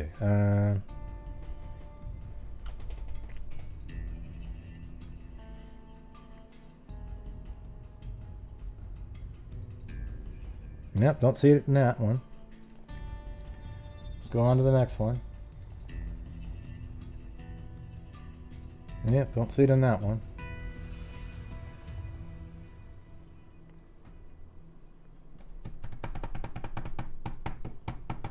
Nothing better to do than just spend the next hour looking for a name that all you had to do was say, hey, remember so-and-so, the detective or the father of so-and-so? Oh, yeah, cool. Yeah, that'd be great. So this is what I'm talking about, everybody. You know, if people want me to go read the chat, and then when I go read the chat, I got to deal with stuff that's absolutely indistinguishable as being a conversation.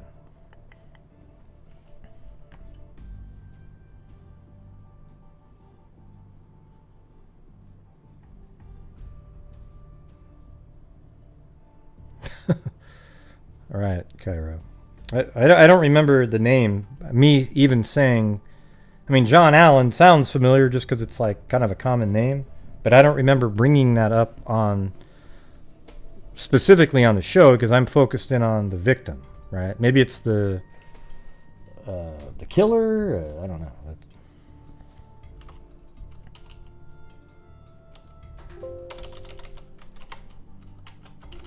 Yeah, nothing. Oh, John Boy. Okay, that makes sense now. Okay, I get it.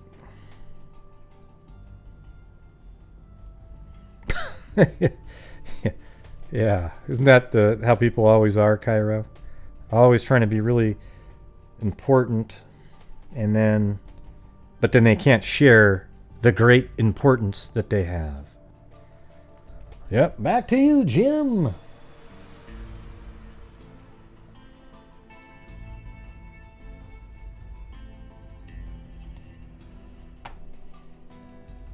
Let's see what we got going on. Anything in the live streaming? I guess that's not live anymore. How about this one? Is this one live? No. I was trying to see if there's any live Let me look on Facebook here.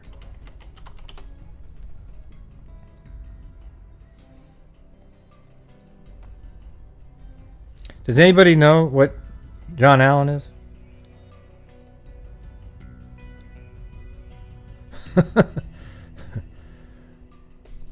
Hey, good Clara, they're just goofing around. Nobody's really looking, you know. I mean, you know, maybe half-assed, half-heartedly. But hey, listen, I'm the freak connector, okay? That's what's going on here.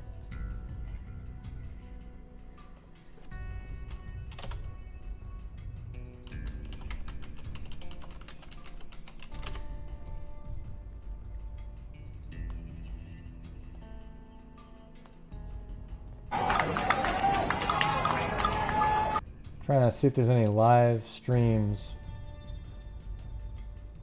of downtown Portland right now. I don't see it.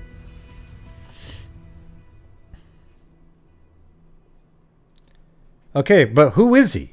Curious Georgia. Can you quit typing in that sentence right there?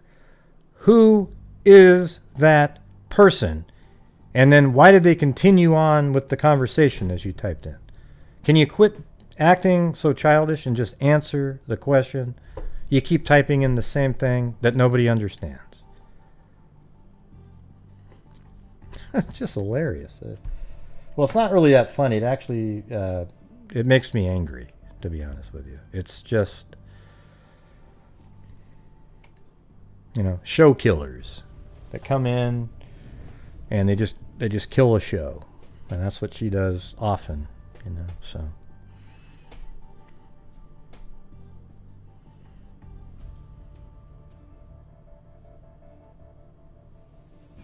I don't even know what do you mean? If it's the same guy, not sure. What are you talking about? See, I don't even know what that means. It's crazy. It's just.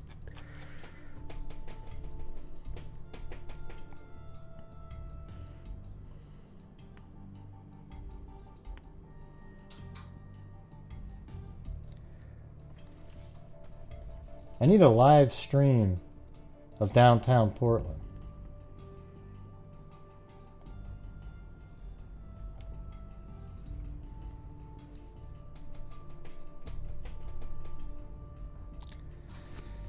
Well, she said a name. She just didn't say what the name was. She said the name over and over again. Oh, yeah, great. Wow, yeah, it continued on. This great conversation.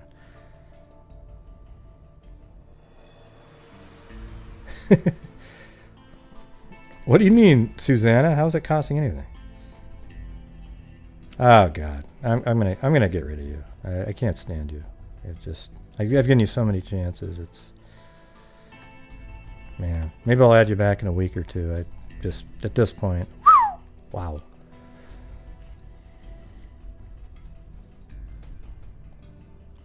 It's your own video and you make me look like an ass? Yeah, because about 50 times I asked you what in the hell the name was, who are you even talking about, and you didn't even give one hint the entire time. So, good luck. Find another channel to destroy, okay? Be a channel killer on another one. I'd appreciate it. Well, a show killer, not a channel killer. God, whatever. That's so ridiculous.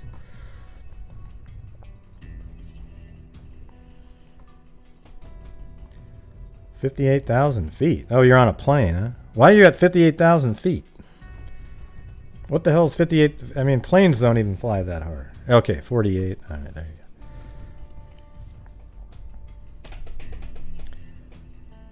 go. Yeah, it's just so weird. Why does she do that? God. I mean, I wonder if she realizes when she goes back and watches. I mean, honest to God, I don't mean to... You know, I'm sure I'm probably come across to the people who can't read the chat now. Oh, gosh, Gray, you're so mean. You know, God, you're so mean, Gray. I guess what that means is, there we go, everybody. There we go. But the reality is you come in here and say, hey, gosh, Gray, that was the Sarah Pryor. People are really talking about it. The conversation was continued with John Allen. And I said, well, who's John Allen? I don't know who John Allen is. Well, it was on your show. Okay, well, who is it? Yeah, well, you don't even know your own shows? I mean, wow. I mean, for 20 minutes, we didn't get an answer. I still don't know what in the hell that was. Yeah, I think it is that. Okay. All right, I'm out. Gosh, Green, you're so mean. Hey, they really continued the conversation on John Allen's show. It was amazing. John Allen covered... Who's John Allen? Well, I don't know who John Allen is. But it was really Real neat. case. John Allen murderer. Oh yeah, real cool, Golden Girl. If we didn't, we were thankfully we were already done with the serial killer story. But no, you know. can't be in jail. Okay. Well, thank you. I'll get out of here. Oh, and Michelle Nicholas bought me some. Oh, well, ramen.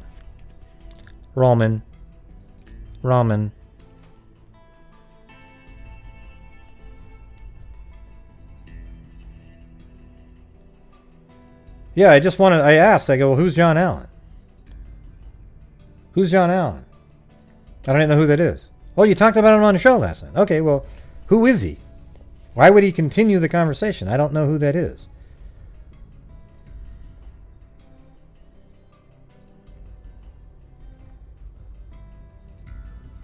Yeah. So maybe in a week or so I'll add her back in. Because there are some nights where she's normal, but then there's other nights where it's just weird. Because remember the one time when I mentioned like the weight of somebody in a way, like, you know, when Lori Vallow or Daybell, whatever the hell you want to call her, when she was snickering around with Tylee, and I said, well, you know, Tylee's a little overweight, so she was probably conscious about it. Oh my God, you're fat shaming. Oh. What a ridiculous. Yeah, you remember that one? Wow. Can't even just have a conversation anymore. It's just such a.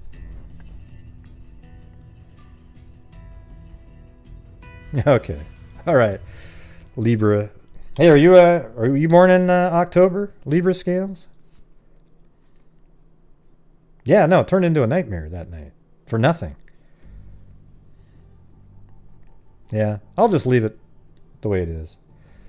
Because she always wants me, Gray, you got to see how mean everybody was. Go read the conversations. Well, do you ever just realize that it's you? And if there are those comments, it's because of the things that you do? Right. Yeah.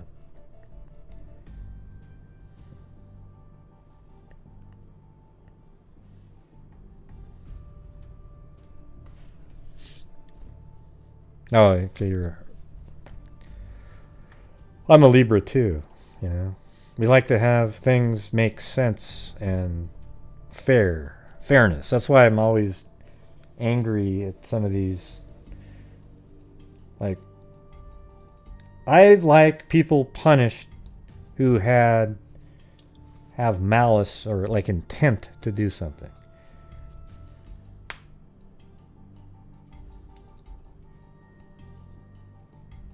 That's why when the whole felony murder thing, I am so for them using that charge against one of the non-participators just to get them to speak.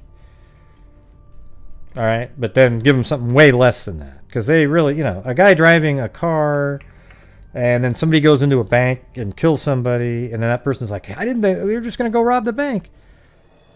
In my mind, they don't have this anywhere near the same mental and sort of, it's just different. I like when evil, angry, like, what is it called? Like intent. Malice.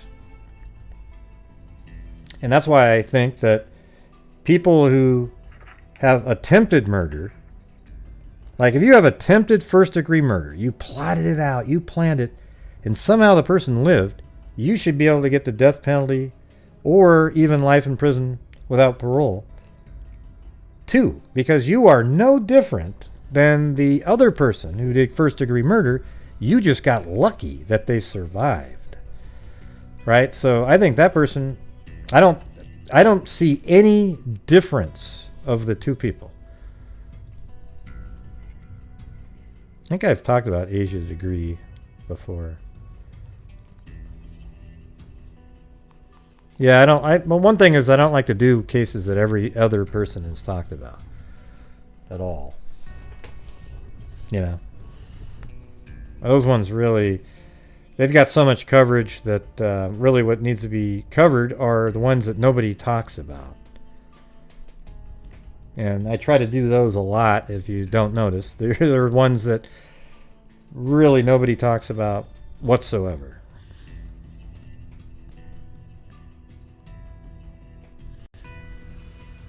Yeah, they're really pulling the wool over people's eyes here. I mean, Cairo.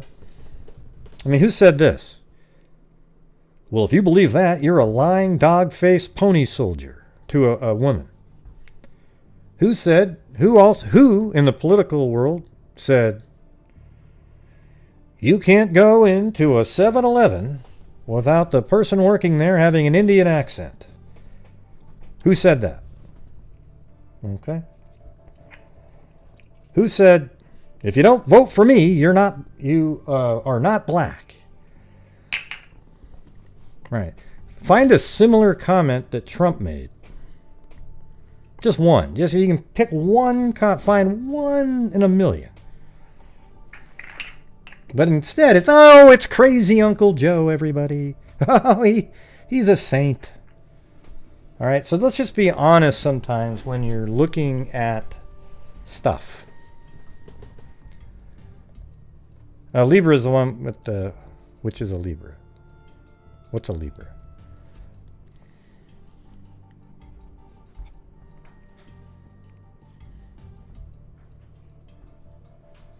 Now it's just so amazing what's going on right now. The total whitewashing of history to make it look like he's just... Yeah, the scale. I thought you knew what... Well, she says her name is Libra Scale. She says, which is a Libra? So she knows what it is.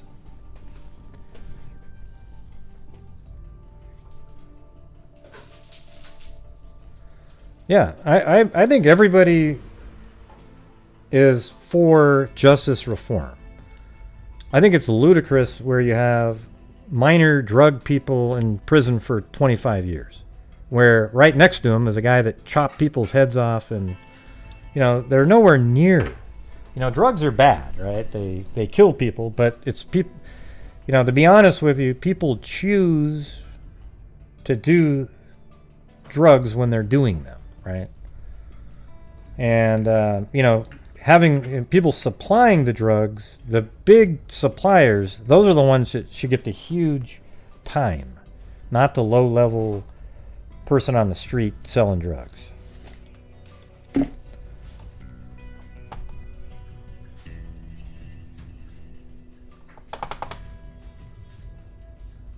Yep. Well, I'm assuming you're a Libra. Why would you put Libra scales if you weren't a Libra?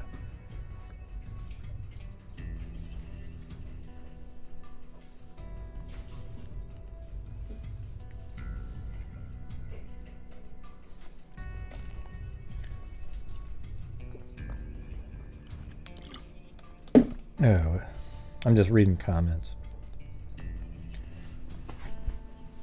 Yeah.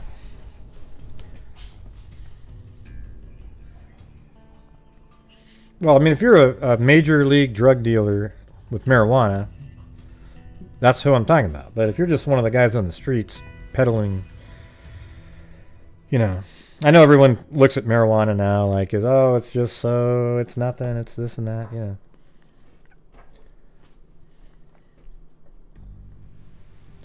My eyes have deceived. Oh, man. You know what I hate was this stupid scar. If I turn my head sometimes, it just really stings in a certain spot.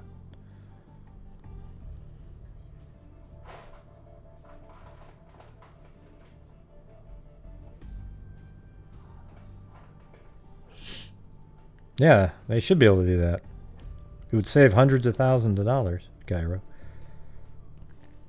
Yeah, but you know, this whole assisted suicide thing has nothing to do with, I don't think it's criminal justice reform.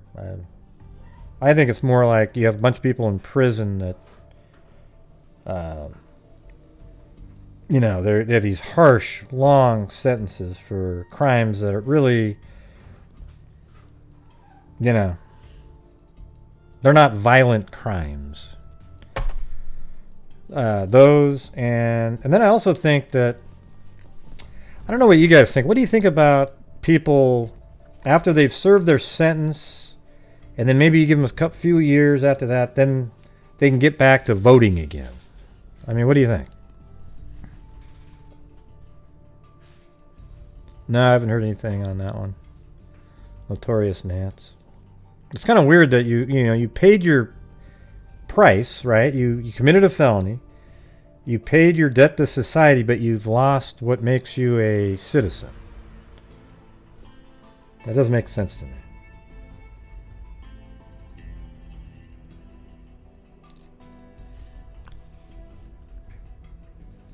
Yeah. What kind of crime would make it so that they wouldn't get the vote? Not people with more than one. Yeah, maybe. Yeah, that's a good way to, maybe if you have more than one. But I wouldn't say if you had two felonies in the same incident. That makes sense because you got your chance to have your vote back, and then you got another one, and now you're just out. I agree with that. Because that means you're not really serious at all.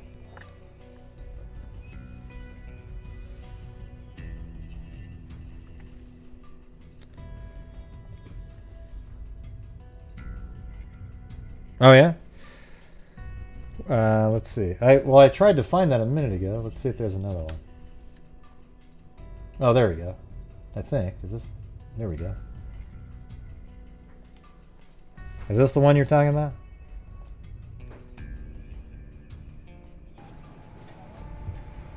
So this is KATU News.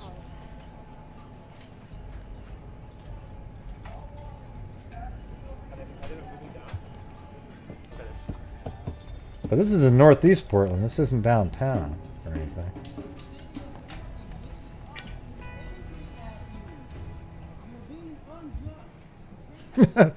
Oh yeah, Billy Boy Blue? Cool.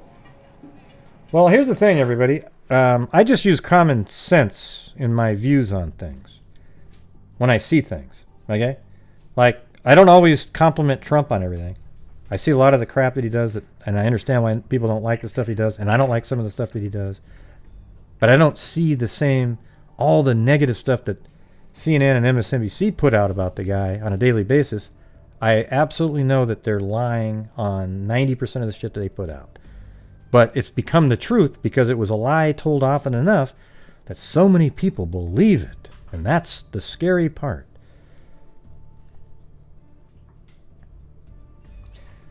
Yeah, this isn't really downtown, but that's when I was younger, this was a bad part of town. But I'm not, Northeast Portland now is sort of more like a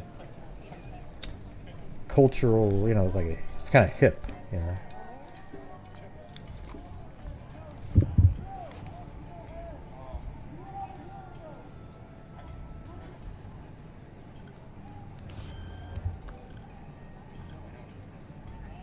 Yeah, like I thought it was kind of dumb that nobody did social distancing or wore masks at that speech he just gave the other day, right? I liked the speech was long and everything. I liked a lot of the stuff that he was saying, but it was sort of like, hey, everybody, look, we're not gonna, you know. I mean, but in some ways, it was neat to see people looking regular again. But and then we don't know what they did. Did they test them before they all went in there? I don't know. I just thought, God, that's kind of dumb. Especially since I tell you guys at the end of every show to wear your masks, social distancing, and wash your hands as often as you can. Well, let's see if there's another one.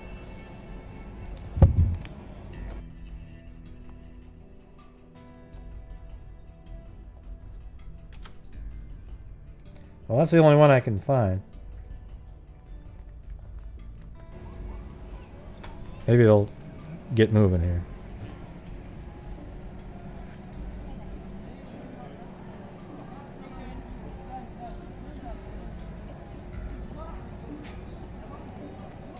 Hey, let me ask you something though. Never mind. I'm not going to bring that topic up.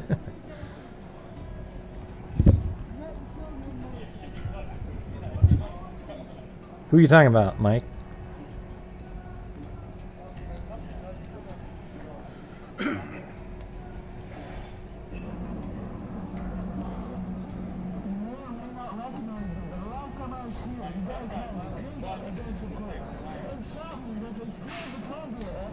Well, here's what's stupid is the mayor of Portland today blamed the increased violence around the country on Trump in these protests. But he specifically said in Portland. Really? Well, how come for 90 days straight there's been riots in Portland where they even cement locked a door to keep the cops in as they tried to burn it down? Okay? He actually literally said that. And then what was amazing is CNN, a couple of the guys pushed back on the mayor because, and the only reason they did it, everybody, is because they've seen the polls that have came out after the convention. As people were like, yeah, we need to get law and order back in here. So now CNN's like, oh, yeah, okay. We got to start pushing the nonviolent stuff again. We got to, it's just ridiculous. What? That picture. Oh, It was from the rally yesterday. I'm not sure what you're talking about, Selena. It's not. It's a video clip. No idea what you're talking about. Yeah. Is anybody not going to fill in a sentence with who that is? I don't. It's 10:30, so we're not gonna be able to get it before. until they're done with us? Yeah. Okay. Are these people joking around? Is that like her buddy coming in now?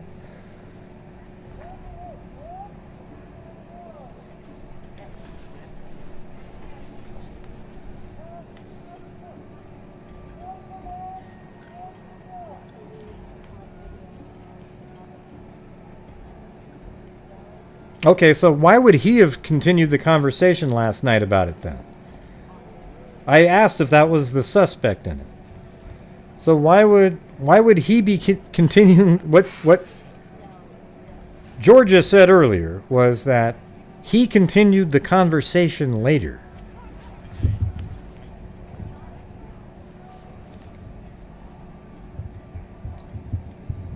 Man, and why are you talking about it now again? It's like that was 25 minutes ago. Oh, Jesus. Yeah, it's probably in this article right here, right?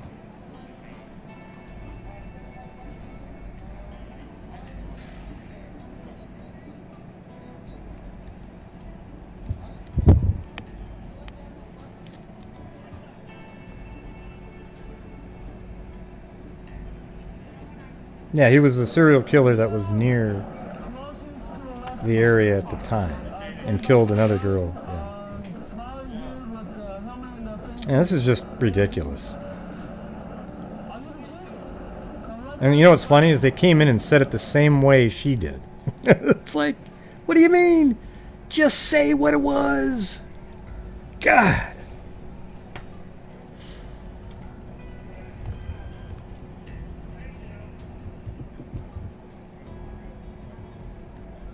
Yeah, right here.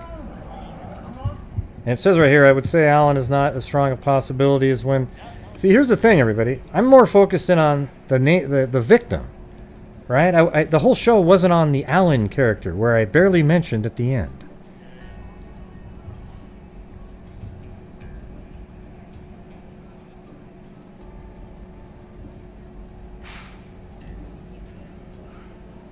Right, yeah, right. Okay, good. Excellent. Thanks, everybody, for filling me in 45 minutes after somebody else wouldn't give me the answer to that question. Yeah, that's not like it's an unusual name, either. That's why they use the middle name, because his whole name is freaking common.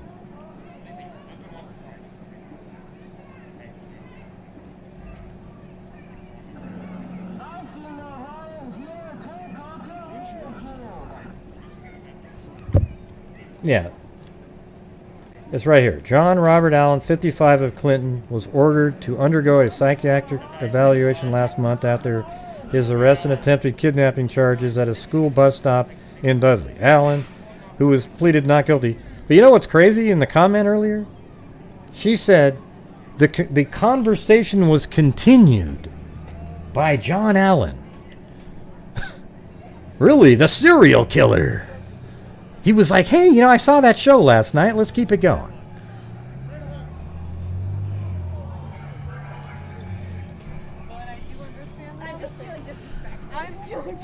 Hey, thanks, Kathleen Caddick. Have you not heard? There was a natural debate about this issue. Okay, can we just shop? Yeah. So then what's on the other side? You want to keep? Oh, you want to go all the way up? Well, I don't know if you could have heard what she said, but you read it, right? Yeah, she said the conversation continued after the show with John Allen.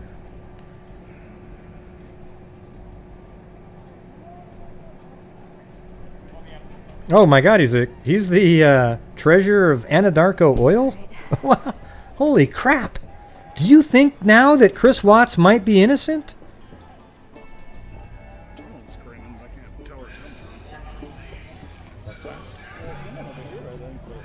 Oh, there's someone in a car. Oh, is there? Yeah.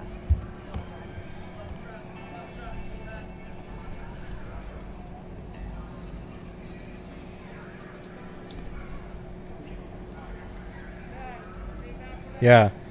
Nothing worse than being passive aggressive. Just as soon as I said, well, who's John Allen? Just say, oh yeah, well, he was the guy that was a suspect. I thought maybe that's what it was, but I just didn't remember clearly because there was 3 cases and it was just a name.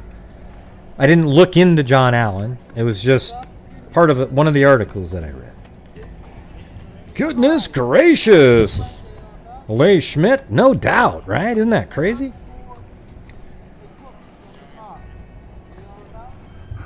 Goodness gracious. That's one of the Beastie Boys lines. Just trying to figure out what's going on. Doesn't really look like... I want to see the downtown protest. But I think that might start later.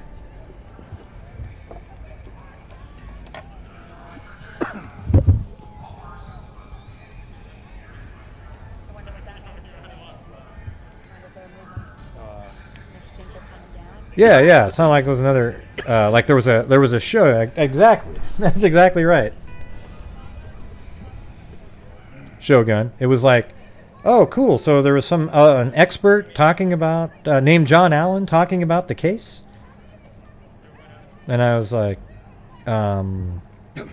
who's that? Yeah, Portland's a joke, really, and I live here. Sadly.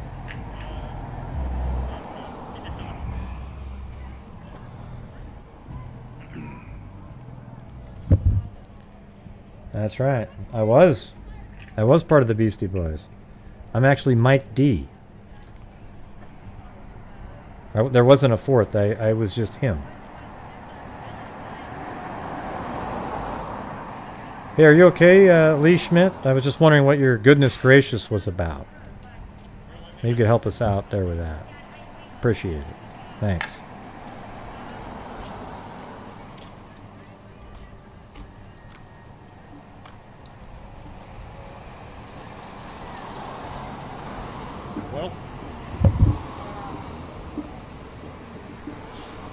with an ADROCK. I guess that's Ad Rock.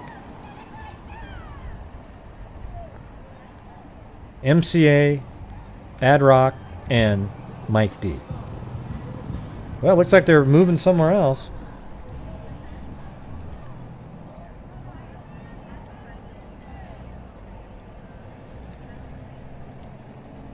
I've barely even been outside since I've got done with the surgery. I'm just chilling out. They got a motorcycle too? Yeah. Okay.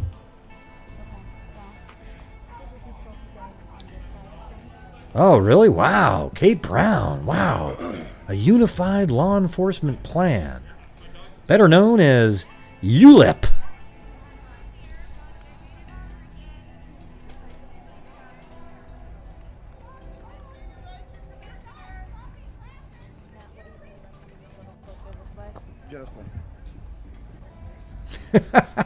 That's funny. Yes, Lee Schmidt, you're right. Cairo was onto something when he said that Anadarko Oil may have actually hired that serial killer, and I guess on furlough he must have. I'm not sure I think he's dead actually.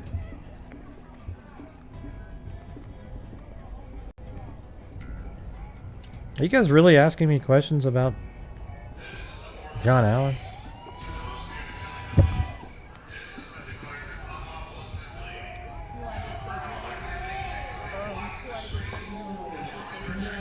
Oh wait, there look like a lot of people walking at the.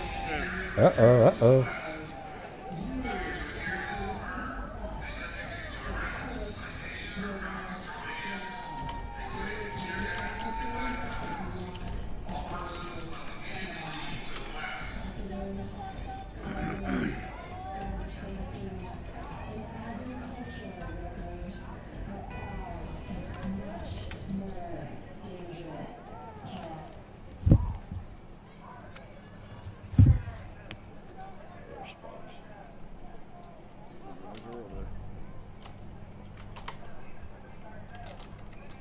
What are you wishing you could see? You guys can't see my screen? I know that if we go down here, you can block out and go back behind it. So if we need to, instead of running through the shit. This is really dangerous. With the part of the roadway being open and there's people here, it's going to be.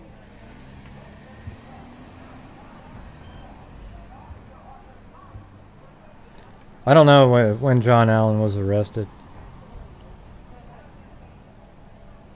I just realized it's completely blocked the cars on the other side. Yeah. They're not going to get Oh, well, let's see. After his arrest, Allen told investigators he was in the area when, 90 something.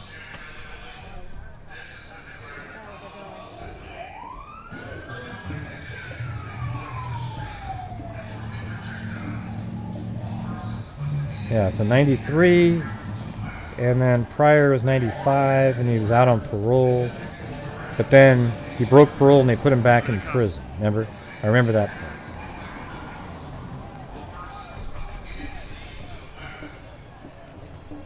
Oh, wow. Jeez.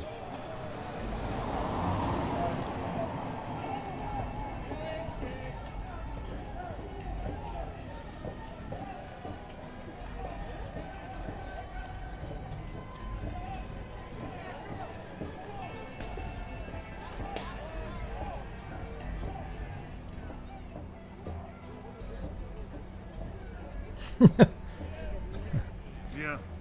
You guys are hilarious.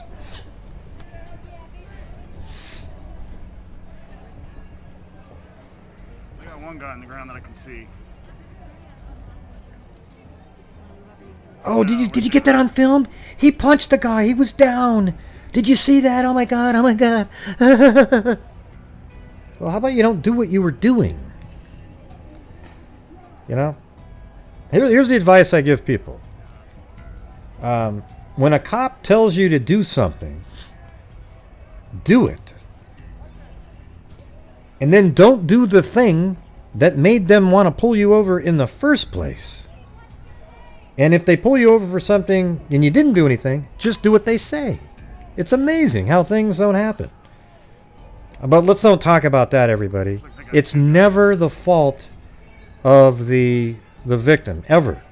So here's the reality, everybody. The last individual that was shot in Wisconsin in the back, they went there. He had warrants out for him, right? They go over there, and he goes over to the car, and he reaches into the car really quick after he'd been tased twice. So I guess the cops are supposed to let him grab whatever he was going to try to grab, turn, and then see, oh my God, he's got a gun, and then do something. It's weird.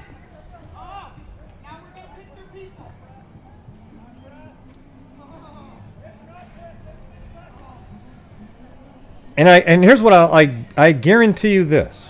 Had the cops let him grab whatever he was going to grab, and let's say it was a gun. Apparently there wasn't one. But let's say it was. And he grabbed the gun and he fired and killed the officer. The NBA would have played all their games. They would not have boycotted the game because to them, the police are not worth a damn. Okay? Even though they're what keep our society from absolute anarchy and collapse. No, this is Portland here, I think. Or, no, it's northeast Portland. Yeah. Yeah, that's what it looks like.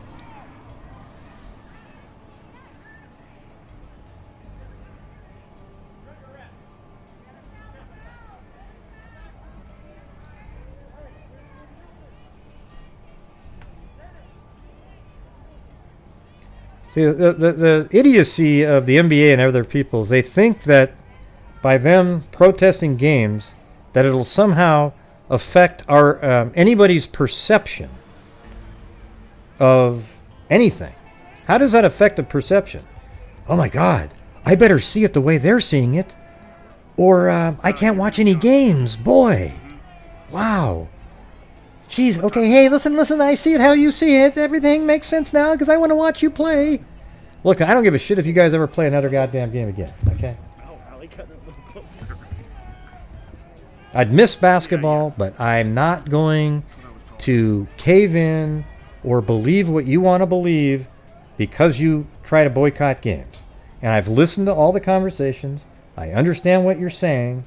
I think that you've got it about 20% correct in what you're talking about.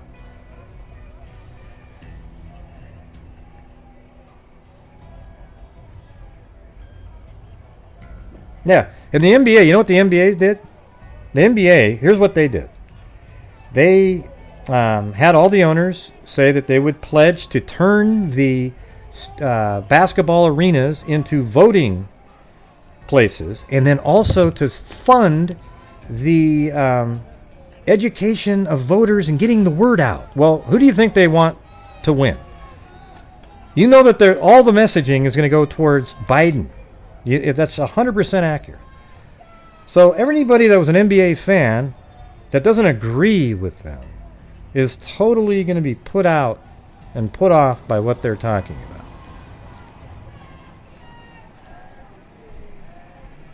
And I mean, I understand that some of you are Democrats, okay? But you got to admit that that's just lame. I mean, God, it's just... I just don't feel like getting gas tonight. So, it's my Friday.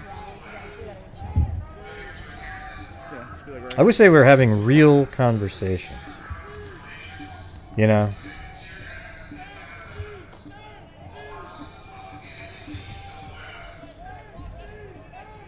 You know, they were just one-sided, quote, real conversations.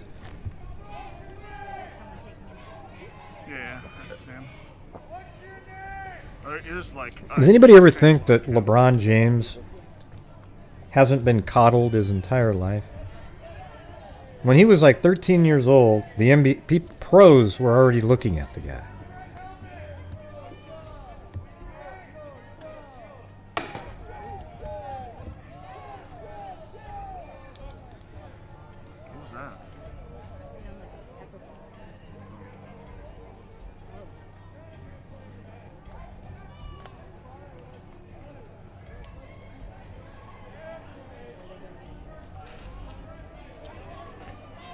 Huh, that's weird. This isn't downtown Portland. This is a totally different part of town here.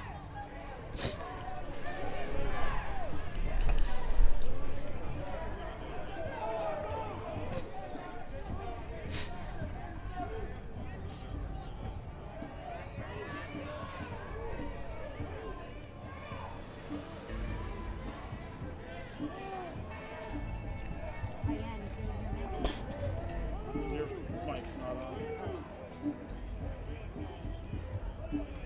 Can you hear me now? Oh, that was weird. I thought that was one of you talking to me. What's the channel, Matt? Channel 2. Channel 2.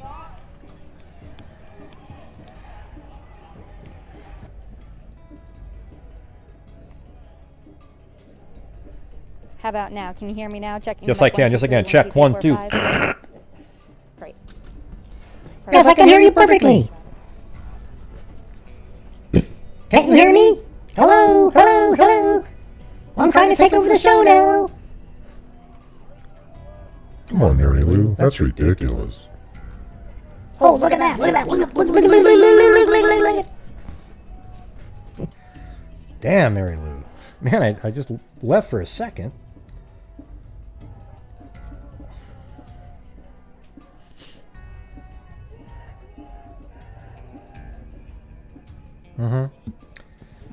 Yeah, I think they need to change it, though. I think all Black Lives Matter. Don't you guys agree with that? I guess apparently it's racist to say all Black Lives Matter.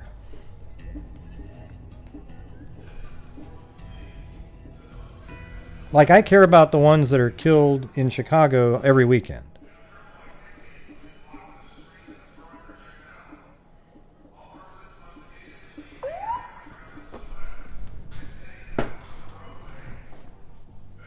Well, if I did, I wouldn't tell you, keeping it real, would I? Now, you can't say the all... look, here's the thing. The reality is... I mean, I get why they say Black Lives Matter, because the whole point is the fact that they have to say that, okay? However, I think it should be all Black Lives Matter, because that would encompass some of the perception problems, okay? And if you don't address all the other Black lives being killed, you aren't going to address the overall perception issues that society has.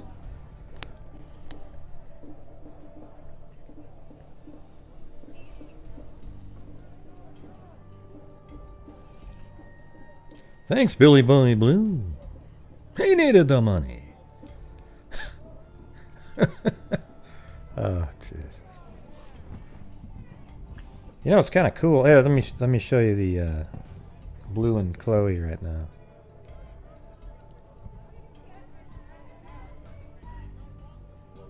Yeah. There they go.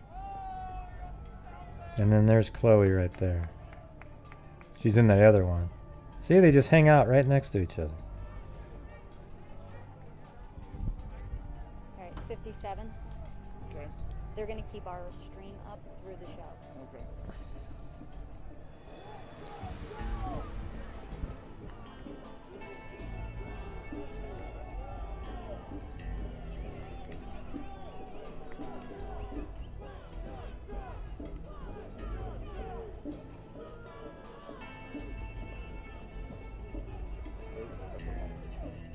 Well, at least the police are doing something.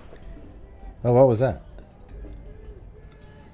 Weren't they downtown? I mean, downtown is... I haven't been down there. I haven't even been downtown Portland for like a year. Why would I even want to go there? We have a bump at the top of the show. Okay. Well, there isn't a lot of murders in Portland, but a lot of violence. There was one yesterday.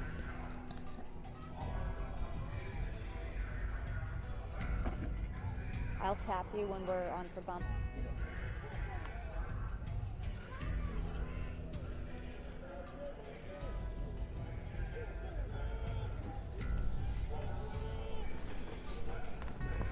Snuggle bugs.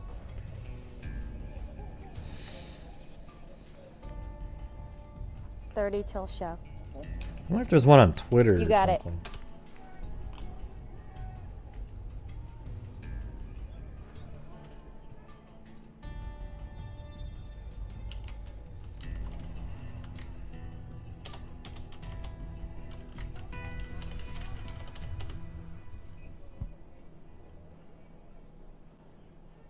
Stand by for bump.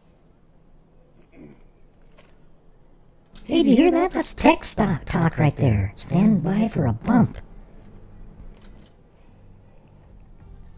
Hi, this is Gray in downtown Portland. Wait, let me start over. Hello, this is Gray in downtown Portland, where protesters tonight have... Does that sound a little too cheesy? Okay. Tonight in downtown. That's how they do it, man. They're over and over again until they get that right one.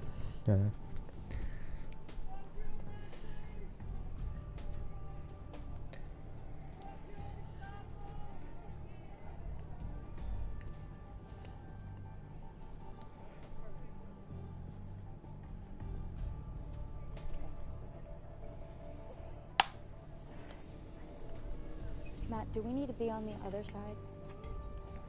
I don't know. Okay, we got a minute till our toss.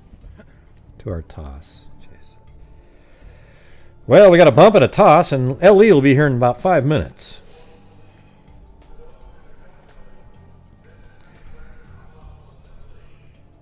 Oh, a toss is back to you, Jim, right? Okay, there you go.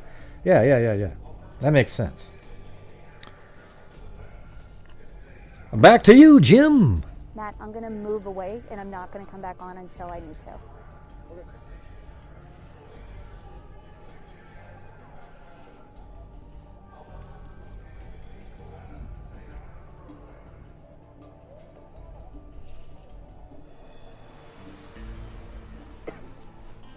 Well, a toss is probably when they say something like,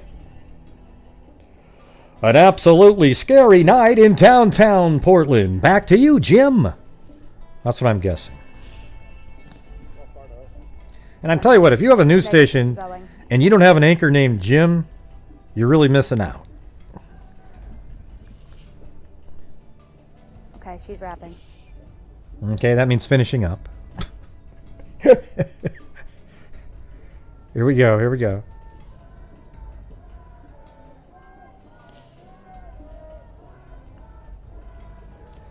Okay, and 2, 3, 4.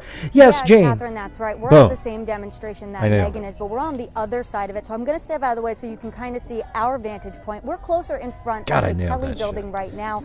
And even though police aren't in the street right now, Thanks, people Christina are starting to Kubitschek come and back Tracy. up East Burnside and resuming their position right in front of the Kelly building. Now, they got out here around 9:30 in the evening. They had originally met up at Laurelhurst Park, and then they marched over this way. Yeah, I know, And you know we what did hear that a lot one of meant. people yelling at police earlier, saying that what happened last night was actually their fault. That's what protesters are saying. Now, police have not yet confirmed the man's identity who was shot and killed yesterday in downtown Portland, but several different people, including close family friends, Now watch tell her say at the K2 end, that his name back to you. is Aaron Danielson, Maybe but it's that he goes Stacy, by I the don't know. name Jay Bishop. We actually have some video of him. We're going to show that to you now.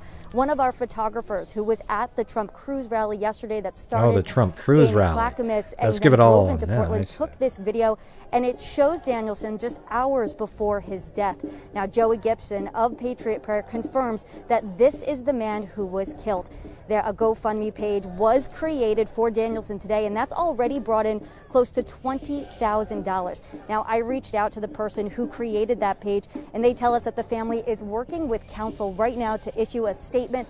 Joey Gibson did say on his Facebook page earlier today that he was a member of Patriot Prayer and did say that he had a huge heart. But we are, again, still working to learn more. Police have not confirmed the man's identity. We do want to stress that. Now, if you take another look right out here behind me, you can see that people are starting to move again a little bit closer to the Kelly building. It does not look like many people have left, even though police have declared this No, I an didn't unlawful have two assembly. names. And as Megan said, we're going to be continuing There's to two different monitor this people. through the night. Live on East Burnside, Allison Mechanic, K2 News.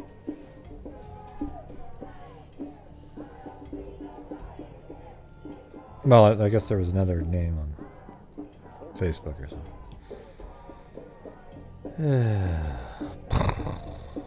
You got it. Okay. We have a bump in 8 minutes, another hit in the B block, and then another bump towards the end. Do you want to bang out the Sinclair? Later tonight, we'll be discussing. I think we can show. Yeah, I think we can literally just do. It's just an in and out, right? No, it's gonna. Well, it's up to you. Because, or I guess we are gonna get that video. Do you want me to just go clear through and then you can just throw the video through? Okay. Sorry, let me just lower my IFB because I'm not gonna be able to talk and hear that.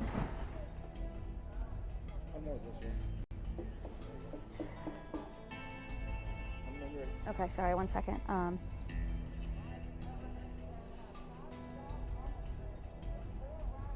right, how do I do this for Sinclair? Ah, man.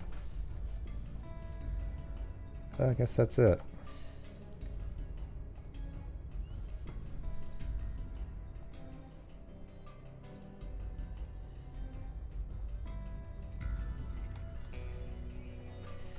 Well, anyways, I'm gonna go do something else. Yeah. I don't even know what any of that stuff means that they were saying. But I think some of it's kind of obvious, you know, the terminology they were using. Yeah, Portland blows. The motto for Portland is keep Portland weird. I'd like to start something up that said make Portland normal for once. That's right. Later tonight on the Gray Hughes Show, it's Gray Hughes Investigates, thanks. On Gray Hughes Investigates, we'll be discussing how the pandemic affects the rioting. And if that isn't a big enough snooze fest for you, later on we'll be talking about different dishes you can make with broccoli and cauliflower, which might even include a little salt and pepper at times. Isn't that zany? Yeah. Yeah. Wheeler's a joke. Okay? He's an embarrassment. And so are a lot of what's going on right now are people that are appeasing the rioters because they know that they're a voting bloc for a particular party. So they want to make it seem like that they're okay. We don't want to be talking about it. See, there's no difference between that and, we've already talked about all this shit. I'm not going to do it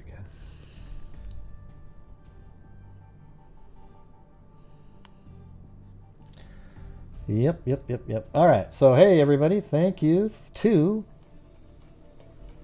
Billy Boy Blue, Chrissy Paradis, Allie Cake, Miss Giss, Melissa Kroon Carvel, Kathleen Canick, Michelle Nicholas, Kit Kat, Chrissy Paradis, Nan Sullivan, Cindy Lean, Fiber Sleuth, Billy Boy Blue, Allie Cake, Nicola Jane, Jessica Schubach, Billy Boy Blue, Miss Giss, Kit Kat, Michelle Nicholas, Claudia Neubauer, Good Clara became a member, Billy Boy Blue, Tracy, Billy Boy Blue, Christina Kubacek, and Tracy. And also the other member was Good Clara became a channel member too.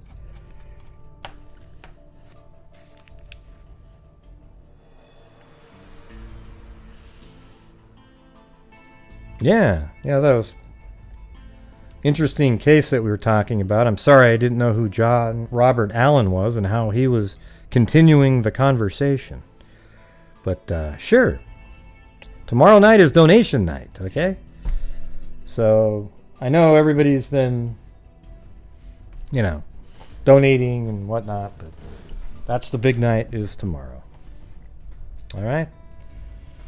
So, and let's see if anything happened to pop in on...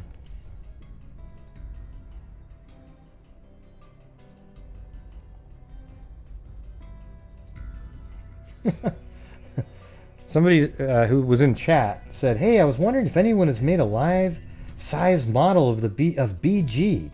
It might trigger some part of someone's memory." No, they didn't. And it would just be speculation again on what he was wearing and everything. It's just nobody's going to be doing that. All right, everybody. Thank you.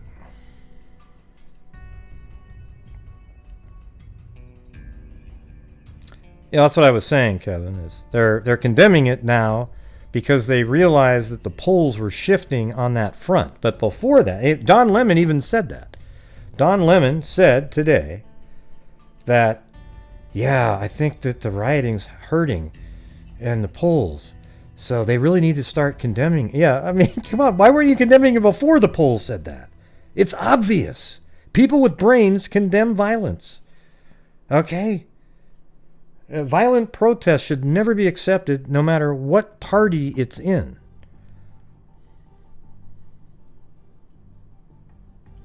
But, all right, everybody. Thank you all for showing up tonight. And I'm not going to do a flyby. I'm just going to go lay down here. Yeah. Well, listen, I really appreciate all you guys hanging out. You know, the thing is one of these days I'll get back to normal again. It's just really a slow recovery here with my arm. It's really ridiculous. But I really appreciate you guys, and we will see you guys tomorrow evening. All right? So, make sure that you're washing your hands, wearing a mask if you go out in public, and maintaining your social distancing. And as soon as that vaccine comes out, don't walk. Run to the pharmacist and jam it into your arm, okay? They're not going to put out a vaccine that's not safe, all right? And then we can get back to normal again. Because at this point, I cannot think of when the next time people will actually be able to go to like an NBA game where it's a full stadium, 22,000 people in there sitting right next to each other, unless we have a vaccine. That's it. So pray for a vaccine. We need a vaccine. Yeah, well, you should take it, Miscus. There's a lot of people that don't take it, and you're the ones that make it so it spreads more around. Okay?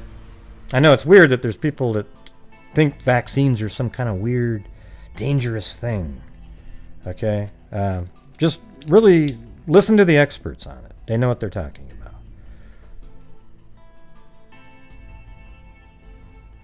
Right. Right. So Cairo will be one of the spreaders. Just like some of these other people. They're going to spread it around, even if they're being careful. They're going to be around other people that were responsible and took the vaccine. So, like every year you have these people that say, hey, I'm not taking the flu shot. Well, great. That's because 70% of the population did take the flu shot, and they're keeping you from getting it. Right. Yeah, but the thing is you can still catch it if you don't take the vaccine. That's what I'm trying to talk about. Yeah, so thank God there's responsible people out there that will take it, and there'll be less people available to spread the virus. Okay, so yeah, you guys will all be the spreaders. The irresponsible people will be the spreaders. They'll spread it amongst themselves because it's a very easy virus to catch. So.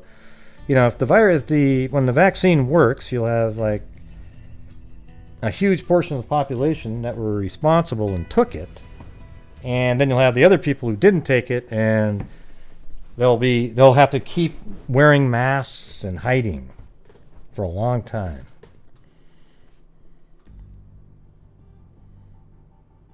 Now I'm still on the show because now we're talking about vaccines. Yeah.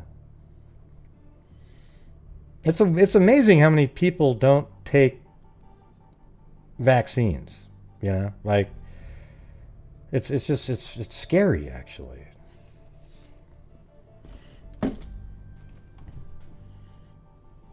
Like it's cool or something, Hey, I'm an anti-vaxxer. Yeah. Like I take the flu vaccine every year. You go in there, you don't even feel it. Like I literally the last 3 times I've got the flu shot, I go in there and I'm even questioning, did you give me a shot? And it's only later when you get that little tiny puff thing there that I realize, wow, I did get a shot.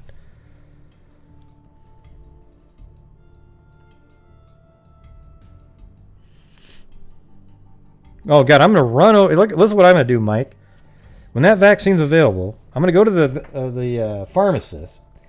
He's gonna come into the room with it, and I'm going to grab it out of his cold hands and jam it into my arm. I'm not even gonna wait that extra 10 seconds that it would have taken. Although maybe it'll hurt more if I did. Come on, Miss Skiss. Hey, tell you, let's all do it at the same time, all right?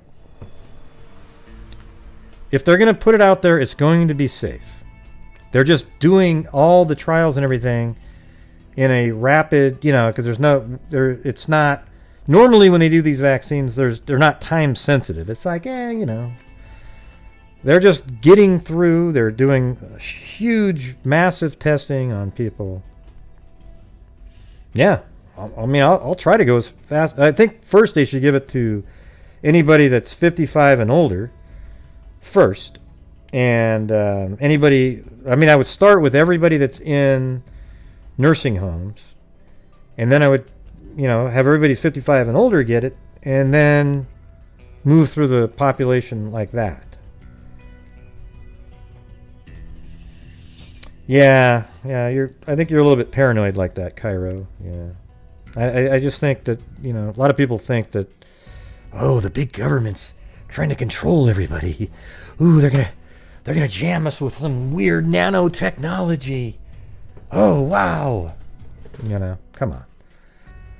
Sometimes they really are looking out for people. Well, I wouldn't mind growing a new neck at this point.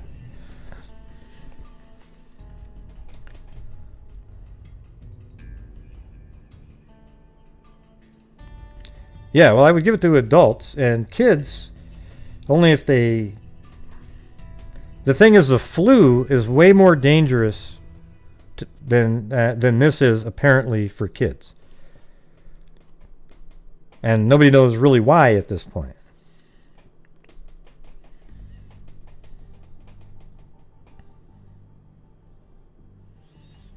I'm going to drive over and, like when this comes out, I'm going to drug Cairo, bring him over to a, he won't be awake. I'll just stick his arm out a window.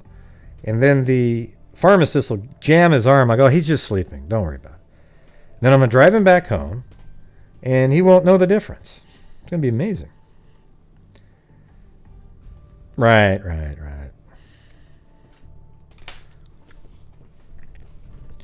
I've made it 33 years being this paranoid. Yeah, but think how much more enjoyable it would be to not be, is what I'm trying to say.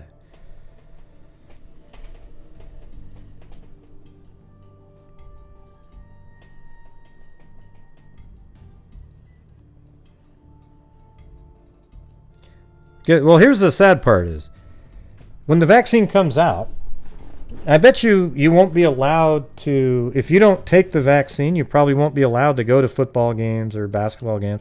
And as a matter of fact, it wouldn't bug me at all if that was the case, because this isn't the same as the flu here. This is much more easy to catch. And it's way more deadly to elderly people.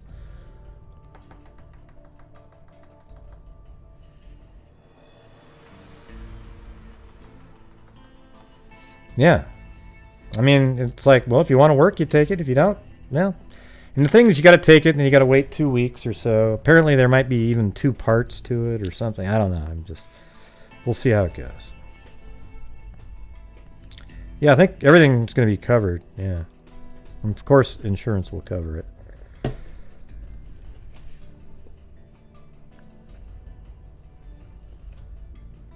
I mean, listen, I have doctors in my family. And when I talk about vaccines, they don't have any, they're going to tell me the truth. They just go, yeah, it's crazy that there's people out there that think those things, right? Because they watched the little crazy YouTube video about the vaccine and this and that and the other, and they believe the stuff. They're the people that all believe that Bill Gates is some evildoer out there. Okay? They work.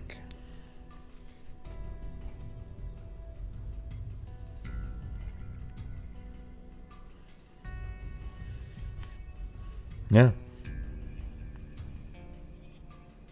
What? No, they're not made. What are you talking about? Are they made from abortions? What?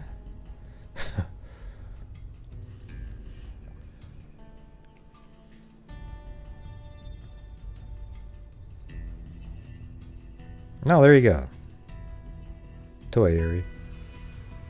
Just talk to any actual doctor and they'll tell you that vaccines work.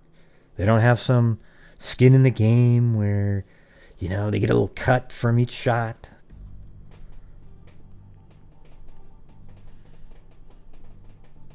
Yeah.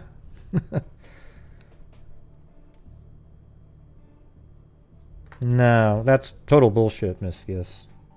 Yeah, as soon as you read stuff like that, just don't listen to it.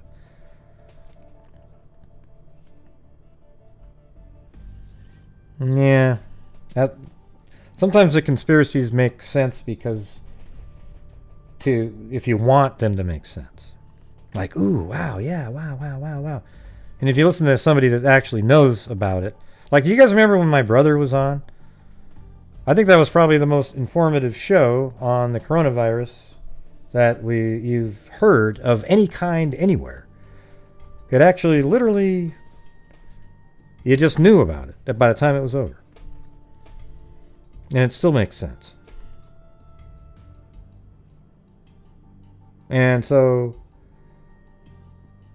if there was just more people out there that spoke rationally and truthfully, you wouldn't need the conspiracy people to fill the void.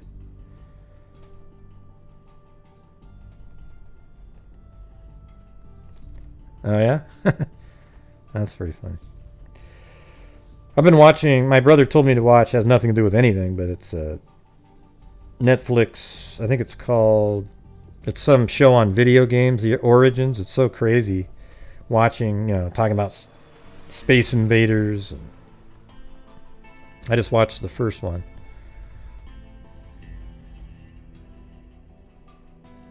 Yeah, it's okay to be an if you're an anti-vaxxer, you're just nuts, but that's cool. Yeah, it wasn't, the show wasn't called Yellowstone, it was something else.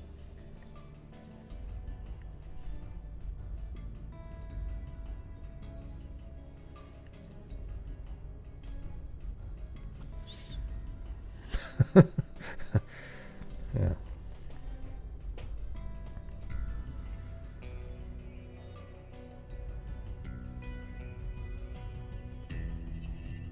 Yeah, well, a pastor's going to say shit like that so you can do the just don't listen to crap like that. Yeah.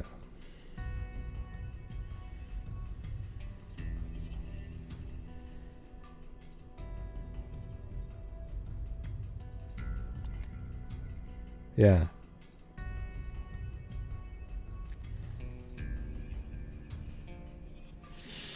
Okay, I don't know. I'm still hanging out here reading the comments. But anyways, yeah, if you don't want to do your vaccine, don't do them. But, just realize you're sort of putting your own life at risk, in this case, not doing it. Like, I don't take the, what's the one you get where you from like rust, if you cut or from a cut. Like, I don't take that one. Tetanus. Like, I haven't taken that one. Okay?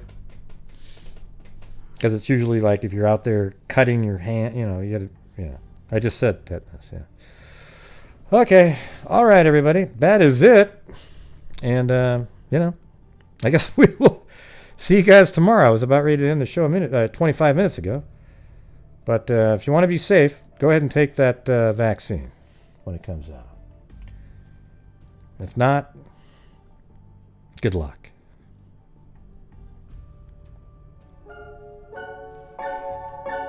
Yeah, I've been doing this true crime thing for quite a while now.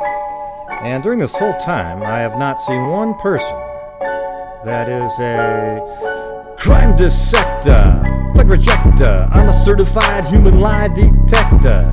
Gonna get ya on a stretcher if you try and play me like an old projector. Crime sector is my nectar. Professor Gray is gonna give another lecture. Crime collector, freak connector. And I'm always gonna be a pup protector, fool deflector, interceptor. And I'm meaner than a spectre with a vector on his pector, with all respect, ya. Just remember I've a temper fucking check ya. I have no agenda, I'm no pretender, and I'll serve it to you straight without the blender. And in the end, I'm gonna send ya on a mission to reveal the true offender.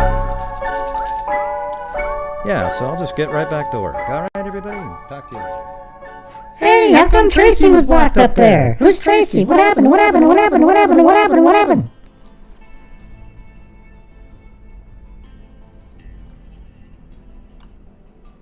Yeah. Chrissy Paradis, you gotta unblock Tracy. I don't know what the hell was going on there.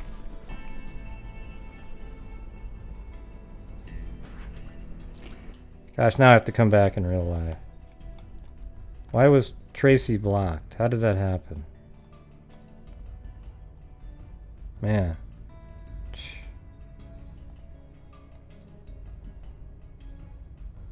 Okay, I just unhid her. Man, that's just... Well, somehow she hadn't been here for a while, but I was able to scroll up and find one of her comments and then it was removed. So, hey Tracy, if you're still out there, you're back in here, make a comment or something. Yeah, Tracy's like, everybody loves Tracy.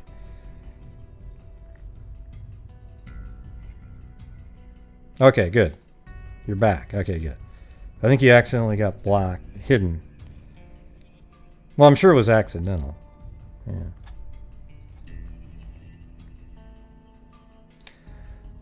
Okay. So anyways, Hey, Gray, why do you keep talking, man? Just get the hell off the air, alright? Okay, geez. Get Gray the hell out of here. Wait, what? Well, you were saying for Gray to quit doing his show. I know I said that. Okay. Good night, John Boy.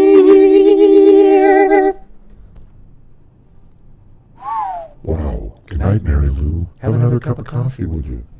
You're so mean, it's incredible. Okay, yeah. Well, hey, maybe Mary Lou, if you wouldn't act like such a weirdo, okay? All right, everybody. Be safe out there.